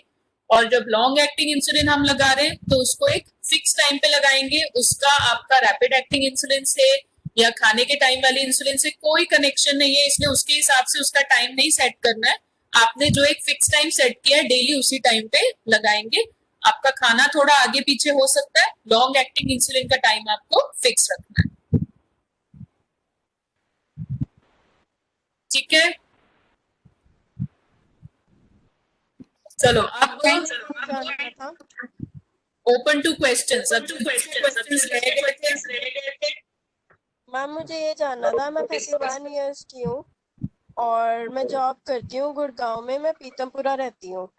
तो होता क्या है कि 5 दिन में जॉब पे जाती हूँ, 2 दिन वीक ऑफ होते हैं। 5 दिन में खाने का रूटीन होता है लाइक कि सुबह ब्रेकफास्ट करना है, उसके बाद निकलने से पहले मिल्क लेना है, उसके बाद ऑफिस जाने के बाद जैसे ही पहुंचो कोई फ्रूट खाना है, 2 घंटे बाद फिर खाना खाना है, इंजेक्शन लेना है, फिर उसके 1-1.5 घंटे बाद स्नैक्स लेना है, उसके बाद 1 घंटे बाद फिर मील खाना है, उसके बाद रात के टाइम पे एक एप्पल, फिर आने के बाद एक मिल्क लेना है। तो ये रूटीन से जैसे मैं थक जाती हूँ, तो जिस दिन मेरे 2 वीक ऑफ होते हैं उस दिन आई यूज टू प्रेफर कि मैं 2 ही मील खाऊं, मतलब कि मैं मील स्किप कर देती हूँ। So is it good? And but उस दिन मेरी कोई शुगर लो नहीं होती, बट हाँ जिस दिन अगर मुझे ऑफिस जाना होता है और मैं खाना टाइम पे नहीं खाऊं तब मेरी शुगर जरूर लो हो जाती है। तो पहली बात तो अगर आप ऑफिस जा रहे हो तो भी आपको इतनी बार खाने की जरूरत नहीं है, पर 3 मील्स लेना आपको जरूरी है, ब्रेकफास्ट, लंच और डिनर। जो आप बीच में इतने सारे स्नैक्स खा रहे हो, जरूरी नहीं है कि आप इतने स्नैक्स खाओ। भूख लगती है तो बीच में एक आध स्नैक खा लो, और अगर भूख नहीं लगी है तो स्नैक नहीं खाएंगे बीच में। और जिस दिन छुट्टी है, घर पर हो, उस दिन भी 3 मील्स खाना जरूरी है। ब्रेकफास्ट, लंच और डिनर खाने हैं, उस दिन 2 मील्स में मत गुजारा करो। शुगर लो नहीं हो रही है तो ये भी देखना जरूरी है कि शुगर हाई तो नहीं हो रही है, क्योंकि मील स्किप कर रहे हो तो आपका इंसुलिन स्किप हो रहा है, सबसे इंपॉर्टेंट बात है। तो आपका शुगर हाई होने की ज्यादा चांसेस है उस टाइम पे रादर देन लो। ऑफिस में मैं इतने मील नहीं खाती तो मेरी बीच में कहीं ना कहीं शुगर लो हो जाती है, तो this is the diet which I have to follow. See the thing is that मुझे इस पैटर्न के साथ आपका शुगर रिकॉर्ड देखना बहुत जरूरी है बिफोर सजेस्टिंग एनीथिंग, क्योंकि शुगर लो होने के पीछे रीजंस क्या है वो भी ध्यान देना जरूरी है, और आप खाने में कितना खाते हो ये भी देखना जरूरी है। सो अगर आप खाने के टाइम पे ठीक से खा रहे हो, और कई बार क्या होता है एक्सेसिव स्नैक्स खाने के कारण हमारे वाली शुगर ज्यादा आ रही होती है, तो डॉक्टर आपकी डोज बढ़ा देते हैं ये सोच के कि आपकी शुगर तो ज्यादा आ रही है तो आपको ज्यादा डोज की जरूरत है, पर वो ज्यादा डोज आपकी प्रीवियस मील के लिए थोड़ी ज्यादा हो जाती है। सो ये समझना जरूरी है कि अगर मान लो डिनर से पहले आपकी शुगर ज्यादा आ रही है, तो इसलिए ज्यादा आ रही है कि आपने लंच टाइम में डोज ठीक नहीं लगाई, या इसलिए ज्यादा आ रही है क्योंकि आपने 3 स्नैक्स खाए बीच में। सो आपकी डोज को रेगुलेट करना भी जरूरी है। जितने भी आप बीच में स्नैक खा रहे हो वो कोई भी इंसुलिन से कवर नहीं होता है, बट आप ट्रैवल कर रहे हो तो उस टाइम पे हो सकता है आपको भूख जरूर लगेगी, तो शाम को एक प्रॉपर स्नैक खाओ, और मील के बाद वाली शुगर भी एक बार चेक करो। सेटिंग करनी पड़ेगी आपकी लंच टाइम वाली डोज की और डिनर के पहले वाली शुगर देखकर, वो थोड़ा आपका शुगर चार्ट देखकर बताना ज्यादा बेहतर होगा। बट आप जितने स्नैक्स बीच में खाते हैं ना वो नेक्स्ट टाइम वाली शुगर को बढ़ा देते हैं, और डॉक्टर तो आपका नेक्स्ट टाइम वाला शुगर देखते हैं जब आप जाते हो तो वो आपकी डोज उस हिसाब से बढ़ा देते हैं। सो वो भी गड़बड़ होता है, थोड़ा मिसमैच उसका हो रहा होता है। हाँ मैम, मेरा क्वेश्चन है, हेलो मैम, जो स्टार्च होता है राइस में उसका पीक आवर होता है 2 से 2.5 घंटे तक बढ़ाता है शुगर। अगर इंसुलिन हमने लगाया है 3-4 घंटे तक का असर रहता है, उसके बाद भी क्या स्टार्च शुगर रेज करेगा?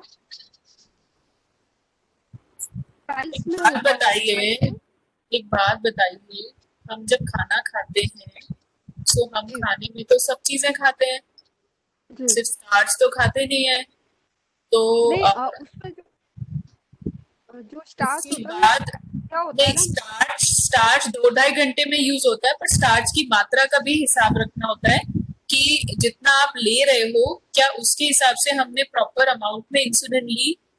अगर हम जितना खा रहे हैं उसके हिसाब से प्रॉपर अमाउंट में नहीं है तो आपको 3-4 घंटे बाद भी शुगर बढ़ी हुई दिख सकती है खाने में। जब इंसुलिन का असर होता है उस टाइम तो ठीक ग्राफ चल रहा होता है, आफ्टर 5:30 इवनिंग में वो +20 +35 जाता है, बिना कुछ खाए जाता है, बिना कुछ खाए जाता है। तो उस टाइम पे ये आपके लिए है, आपके बच्चे का है? बेबी के लिए 4 इयर्स का है, वो 4 इयर्स का है। तो अगर बिना कुछ खाए इसका जो एक सूप बाउल होता है उतना राइस कभी कभी लेता है, वैसे तो ब्राउन राइस लेते हैं, पर वो कभी कभी व्हाइट भी खाता है। ब्राउन राइस हार्ड हो जाता है तो नहीं खा पाता इतना। पर जब वो राइस खाता है तो क्या वो सब्जी दाल दही ठीक अमाउंट में खाता है या उसको छोड़ देता है? हाँ हाँ, प्रॉपर 1 कटोरी पूरा खाता है, प्रॉपर खाता है। आप उसके रोटी पाता है थोड़ा। हो सकता है उसका लैंटस का टाइम उतना खिंच नहीं पा रहा हो, तो लैंटस उसका थोड़ा जल्दी लगा के देखो। ठीक है, ठीक है, ओके मैम। हाँ जी मैम, मेरा क्वेश्चन ये है मैम, आपके साथ जैसे ब्लड आता है, कभी कभी ब्लड के बाद ना मैम वहाँ पे ग्रीन ग्रीन और ब्लू ब्लू हो जाता है, उसमें बहुत दर्द भी होता है, तो वैसा क्यों होता है, उसको ठीक कैसे कर सकते हैं? उसमें क्योंकि ब्लड निकला होता है ना, तो थोड़ा सा वो कैपिलरी में नीडल लग जाती है, इसलिए थोड़ा सा ब्लड निकलता है। तो वो कभी हल्का सा ग्रीन और ब्लू हो सकता है, वो अपने आप ठीक होगा, उसमें कुछ नहीं करना है। Okay ma'am. Hello ma'am. हाँ जी। जब हम इंजेक्शन लगाते हैं, ठीक है। हेलो मैम, जब हम इंजेक्शन लगाते आप हैं, अपना नाम बताएं पहले, आप अपना नाम बताएं और फिर क्वेश्चन पूछें। Okay okay. My name is Vandana. Raghav मेरा बेटा है, उसको 14 इयर्स का है। जब मैं उसको इंजेक्शन लगाती हूँ मेडिसिन, तो उसकी ठीक जैसे मैंने सिरिंज निकाली तो उसके बाद मुझे कुछ मतलब मैं पहले ना उसको वो लगाती थी जैसे कॉटन स्प्रिट वाला, तो लगाना चाहिए या नहीं लगाना चाहिए? देखिए अगर हम रोज नहा रहे हैं तो उस एरिया को स्पिरिट से क्लीन करने की जरूरत नहीं होती है। आप बिना क्लीन किए भी लगा सकते हैं, पर जब आपने है तो उस एरिया को थोड़ा सा क्लीन करने की जरूरत होती है। बट ऐसा कोई मैंडेटरी नहीं है क्लीन करना, नहाते तो रोज ही है तो उसमें बिना क्लीन किए स्पिरिट से लगा सकते। नहीं, मुझे ऐसे लगता है जैसे पेन कम हो इसलिए लगाना ही चाहिए। पेन का उससे कुछ नहीं है, पेन का उससे कुछ नहीं। पेन कम हो ये सोचोगे ना आप, वैसे भी आप खुद भी इंसुलिन की सिरिंज को या नीडल को अपनी स्किन में डाल के देखो कि कितना दर्द होता है। तो पेन कम हो ये मत सोचना। अगर आपने ये सोचने लगे कि पेन कम हो तो आप हमेशा बच्चे से पूछोगे बेटा दर्द तो नहीं हुआ, बेटा दर्द तो नहीं हुआ। तो जहाँ उसको गांठ होगी वो बोलेगा, वहीं जाके जब लगेगा तब वो बोलेगा हाँ यहाँ पे लगाते हो तो दर्द नहीं होता। तो क्या होगा, उसी जगह हम लगाते रहेंगे, वहां गांठ बनती जाएगी। तो दर्द वैसे भी ज्यादा नहीं होता, जितना होता है उतना होना जरूरी है। अगर कहीं लगा रहे हो आप इंसुलिन और दर्द नहीं हो रहा है, मतलब पक्का नीचे गांठ है। और अगर दर्द को क्राइटेरिया बनाएंगे तो गांठ भी बनाएंगे और गांठ के ऊपर ही इंसुलिन लगाते रहेंगे। अच्छा, तो मतलब मैं जब मेडिसिन लग जाए तो ऐसे ही छोड़ दूं मतलब? बिल्कुल, उसको रब बिल्कुल नहीं करना, ना ही उसके ऊपर स्पिरिट लगाना, कुछ नहीं करना। आई थिंक मैम अगर कोई स्पोर्ट्स खेल रहा है या फिजिकल एक्टिविटी कर रहा है तो शायद हम वो क्लीन कर सकते हैं एरिया, क्योंकि हाँ, वो डिपेंड करता है कि आपका एरिया कैसा है और आपने क्या किया है उसके पहले। बट एज सच उसके लिए इतना मतलब ऐसे फिक्स्ड गाइडलाइंस नहीं है, तो यूजुअली उसका आपकी इंसुलिन के एक्शन पे कोई इफेक्ट नहीं आता। उसी तरह ये भी ध्यान रखिए, जब हम बाहर जाते हैं तो लोग इंसुलिन लगाने से कतराते हैं, क्योंकि ऐसा होता है कि सबके सामने कैसे लगाएंगे।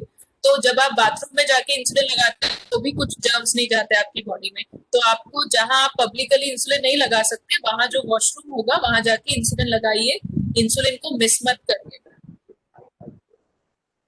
Hello ma'am. हाँ जी। मेरा बेटा है वो शाम को 6 बजे 50-50 लेता है, मिक्स 50। तो ठीक है। उसका रात को 12 बजे तक का 11 बजे तक का वो उसमें कवर हो जाता है। 8 यूनिट लेता है, लेकिन उसके बाद 250 तक पहुंच जाती है उसकी। बट उस टाइम पे अगर मैं उसको करेक्शन डोज 2 यूनिट भी देती हूँ ना, तो 3 बजे वो बेचारा 60-70 पे आ जाता है। जब बच्चा रात को 50-50 लेता है तो क्या लॉन्ग एक्टिंग इंसुलिन भी लेता है साथ में? हाँ मैम, वो उसको दोपहर को 2 बजे लगता है, ट्रेसिबा लगता है 8 यूनिट। पर रात को 50-50 क्यों लगवाते हैं? मैम रात को नहीं, शाम को 6 बजे लगाती हूँ, तो उसमें उसका स्नैक्स टाइम भी कवर हो जाता है हल्का फुल्का, और डिनर टाइम भी। नहीं, उसका डिनर नहीं कवर हो रहा है उस इंसुलिन से। कभी कभी होता है कि हाँ 200 से ऊपर गया हो। नहीं, डिनर उसका कवर नहीं हो रहा है, तभी ये प्रॉब्लम आ रहा है आपका। तो इसलिए मुझे लगता है कि उसका स्नैक के लिए अगर इंसुलिन लगाना है तो वो अलग शॉट लगाइए और डिनर के लिए अलग शॉट लगाइए। ओके। क्योंकि और हाँ जी 50 है और उसके बाद हम करेक्शन डोज रात को देते हैं, तो वो देना चाहिए या नहीं? देखिए पॉइंट ये है कि जब आप रात को करेक्शन डोज दे रहे होते हो तो किससे देते हो? ह्यूमलॉग 50-50 से देते हो करेक्शन डोज? किससे देते हो? 50 से ही देती हूँ, 2 यूनिट बस। देखो पहली चीज तो ह्यूमलॉग 50-50 करेक्शन डोज देने के लिए है ही नहीं। ह्यूमलॉग 50-50 is a pre mix insulin.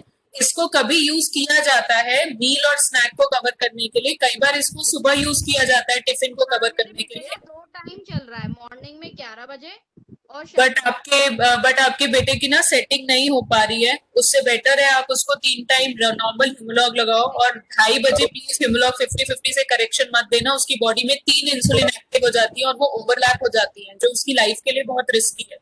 सो ह्यूमलॉग 50-50 जैसे इंसुलिन से आप कभी करेक्शन नहीं दोगे। प्लेन ह्यूमलॉग अपने डॉक्टर से रिक्वेस्ट करो यूज करने के लिए। वाला जो आता है वो दे सकते हैं? ऐसे नहीं देना, ओवरलैप हो रहा है। आपको इंसुलिन 50-50 में करेक्शन डोज पे हम कौन सा दे सकते हैं?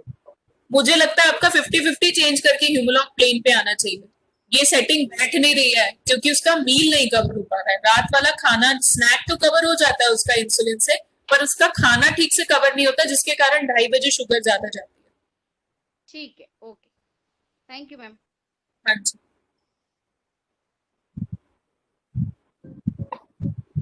और मैम इसके लिए इन्हें डॉक्टर से भी कंसल्ट करना चाहिए। इसके लिए इन्हें डॉक्टर से कंसल्ट करना चाहिए। और एक्चुअली क्या होता है, ये कॉम्बिनेशंस कई बार इसलिए यूज होते हैं क्योंकि हम एक इंसुलिन का शॉट अवॉइड करना चाहते हैं, बट वो मील्स कवर नहीं हो पाती हैं। सो टाइप 1 अगर हैं तो उनके लिए बेटर यही होता है कि वो अपनी मील्स को इंडिविजुअली इंसुलिन से कवर करें, क्योंकि 50-50 अगर स्नैक के पहले लगाया तो स्नैक टाइम तो कवर हो जाएगा, पर खाने के टाइम पे जब वो रात को खाना खाएगा तो प्रॉपरली कवर नहीं होगा।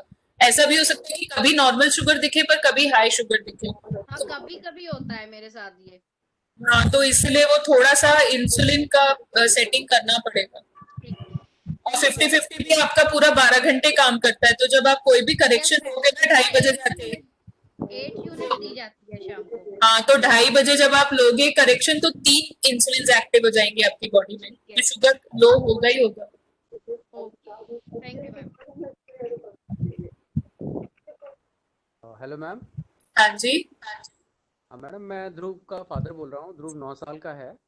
हाँ जी, बताइए। क्वेश्चन ये है मैडम कि एक दिन में हम इंसुलिन की मैक्सिमम कितनी डोज देते हैं? क्या ये वेट के ऊपर डिपेंड करती है या एज के ऊपर डिपेंड करती है? क्योंकि जैसे हम कहते हैं कि भाई 3 मील है तो 3 मील के साथ हम इंसुलिन दे रहे हैं, लेकिन इन बिटवीन कभी कभी बच्चे क्या होते हैं बीच में भी खाना मांगते हैं, खाना खाने में लेने के बाद उनको फिर कुछ खाना होता है, तो अब हर बार थोड़ा सा इंसुलिन देना ठीक है या फिर हमें किस तरह से इसको मैनेज करना चाहिए कि हम हमारा इंसुलिन भी ज़्यादा ना हो और वो लेवल ठीक रहे? देखिए, इंसुलिन कितना जा रहा है या कितना देना है वो वजन पे भी डिपेंड करता है और उम्र पे भी डिपेंड करता है, दोनों चीजों पे डिपेंड करता है। तो अगर आपका बच्चा नॉर्मल अगर आपके बच्चे की डिमांड नॉर्मल इंसुलिन लेवल पे आती है तो आप जो एक्स्ट्रा शॉट दे रहे हो उसमें कोई बुराई नहीं है। पर अगर आपका बच्चा बहुत ऑफन अनहेल्दी खाना खा रहा है जिसको कवर करने के लिए बहुत ऑफन आप स्नैक टाइम पे इंसुलिन लगा रहे हैं, वो जरूर गलत हो जाता है, क्योंकि उसमें आपको एक्स्ट्रा डोज भी लगानी पड़ती है और बच्चा जो अनहेल्दी खा रहा होता है उसके भी बैड इफेक्ट्स बॉडी में होते हैं। तो ऐसा नहीं है कि स्नैक खाना है तो इंसुलिन नहीं लगानी है, अगर कार्बोहाइड्रेट बेस्ड स्नैक खाना है तो इंसुलिन लगाकर ही खिलाना है, बट क्या आप खिला रहे हैं उस पर थोड़ा ध्यान देना है। और वो आप जब अपने डॉक्टर से नेक्स्ट टाइम मिलेंगे तो आप उनसे ये क्वेश्चन पूछ लीजिएगा कि बच्चे के वेट और एज के हिसाब से जो टोटल डोज जा रही है क्या वो ठीक है। अगर वो ज्यादा जा रही होगी तो आपके डॉक्टर को खुद ही आपको पॉइंट आउट करना चाहिए कि खाने में गड़बड़ हो रहा है, तो आपको खाना रेगुलेट करने की जरूरत है। Thank you ma'am. नित्या की मदर बोल रही हूँ। नित्या 10 साल की है और मुझे ये पूछना था कि मैम जो बेसल होता है वो किस हिसाब से दिया जाता है? एज के अकॉर्डिंगली होता है या फिर जो बोलस होता है उसके अकॉर्डिंगली होता है? देखिए, यूजुअली बेसल जो होता है वो बोलस आपका टोटल डेली डोज का 40 to 50% बेसल होना चाहिए और रेस्ट बोलस होता है। बट टोटल इंसुलिन बच्चे की बॉडी में कितना जा रहा है वो एज और वेट के हिसाब से होता है, जिससे आपका लिंक नहीं है, वो आपके डॉक्टर का डिस्क्रिप्शन है। तो आपको जो चीजें करनी है आप लोग प्लीज उन चीजों पर ज्यादा ध्यान दीजिए। डोज जो ज्यादा जा रही होगी तो डॉक्टर आपकी खुद ही पॉइंट आउट करेंगे उसको, और वो आप अपने डॉक्टर से पूछ सकते हो कि मेरे बच्चे के लिए जो टोटल डोज जा रही है क्या वो ठीक है उसकी एज के और वेट के अकॉर्डिंग। और अगर बच्चे की फास्टिंग शुगर ज्यादा आ रही है तो आप डोज बढ़ाना चाहिए, पर आपको ये भी ध्यान देना चाहिए कि जहां आप इंसुलिन लगा रहे हो वहां गांठें तो नहीं है। Okay ma'am.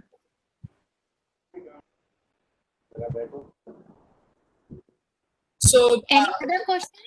I think ma'am यहाँ पे हम एंड कर सकते हैं। और जी ma'am, thank you so much ma'am, आपका टाइम के लिए, आपका इतना आप डेडिकेटेडली सबको टाइम देते हैं, क्वेश्चंस आंसर करते हैं। I think I cannot thank you enough ma'am for this. Most welcome. और मैम यहाँ पे बस मैं आपको दिखाना चाहती थी कि ये बच्चे जो है कितना स्नैक्स के लिए अपना पूरा मेहनत करते हैं। मैं उसकी कुछ फोटोज दिखाना चाहती थी। जरूर। Just a minute. should stop sharing? Yes. So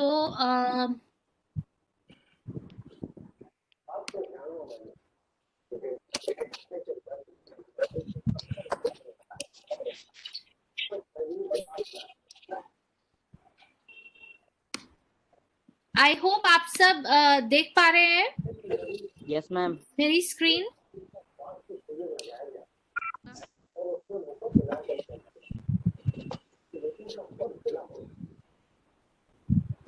ma'am, ये सबके अपडेट्स आते हैं यहाँ पर ग्रुप में, वर्कआउट से लेकर, और सिर्फ बच्चे ही नहीं, उनकी मदर्स ने भी पार्टिसिपेट करना शुरू करा है मैम। और अभी हम इसे और अच्छे से स्ट्रक्चर कर रहे हैं, जैसे कि और पार्टिसिपेशन आ सके। सब अपना सैलड इंक्लूड करते हैं। ये जैसे मैम देख सकते हैं, टिया अपनी मम्मी के साथ एक्सरसाइज कर रही हैं। नमन, भारत और राघव का मैम डेली अपडेट्स आते हैं वर्कआउट से रिलेटेड। और ये देखिए मैम, और यहाँ पे मैम भारत ने अपने मदर के साथ स्किपिंग के लिए वीडियो भेजी है। मैं टाइम शॉर्ट होने की वजह से ये प्ले नहीं कर पा रही हूँ, but everyone is updating their exercises and their food, main meal, sugar levels भी शेयर करते हैं मैम। और Very nice. हम चैलेंजेस भी रखते हैं मैम टैलेंट से रिलेटेड। सो मेहंदी के लिए जैसे हुआ, फिर मैम कोई डिजाइनर साड़ीज और सूट्स बनाती है मम्मीज, क्योंकि मैम मोस्टली मम्मा जो होती है वही अपना टैलेंट छोड़ देती है बच्चे के उससे। तो आई थिंक ये बहुत इम्पोर्टेंट एक वो था जो हम लेकर आए हैं मैम यहाँ पर। ये मम्मा ने ही बनाए हैं, टिम्सी जी ने, टिया की मम्मा ने, ये ज्योति जी ने, नंदिनी की मम्मी ने बनाया है। Very nice. ये हर्षद की मम्मी ने बनाया है। Beautiful. तो मैम आई थिंक ये आई थिंक कुछ नेटवर्क प्रॉब्लम हो रहा है।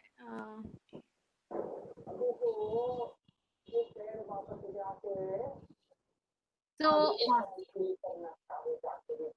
आई थिंक सो यस, ये यहाँ पर ये सारी चीजें। एंड मैम ये इधर मैं दिखाना चाहूंगी, टिया ने सबके लिए एक चैलेंज थ्रो करा था, तो सभी ने यहाँ पे ये इस तरीके से अपनी चीजें बनाई हुई है मैम। ब्यूटीफुल, बहुत अच्छी है, बहुत अच्छी। ये मैम दिया और ये खुशी ने बनाई है। ये कविता की है, अपनी मेहंदी का दिव्या, ये टिया और भारत ने बनाया। मैम ये भारत ने खुद ही अपना डंबल पे बनाया है and he exercises using this dumbbell. Very nice ma'am ये वंश का खुद का यूट्यूब चैनल भी है, और उसकी मम्मी भी बहुत ही प्यारी पेंटिंग्स बनाती है। ये दोनों जो ऊपर तीनों पेंटिंग्स है वो उसकी मम्मी की है, वंश की ड्राइंग्स है। इधर है नंदिनी की मदर ने बनाई हुई है, और इधर ये बेडशीट। इधर ऋषिका की मैम अपना बेस्ट आउट ऑफ वेस्ट उसने दिया है। Very nice. आई थिंक अगर टिया आप हो, टिया आर यू देयर? और मैम ये यहाँ पर अमन की मैम सीडीज, वेस्ट सीडीज से उन्होंने बनाया हुआ है यहाँ पर। Yes ma'am. Tia are you there? Yes ma'am.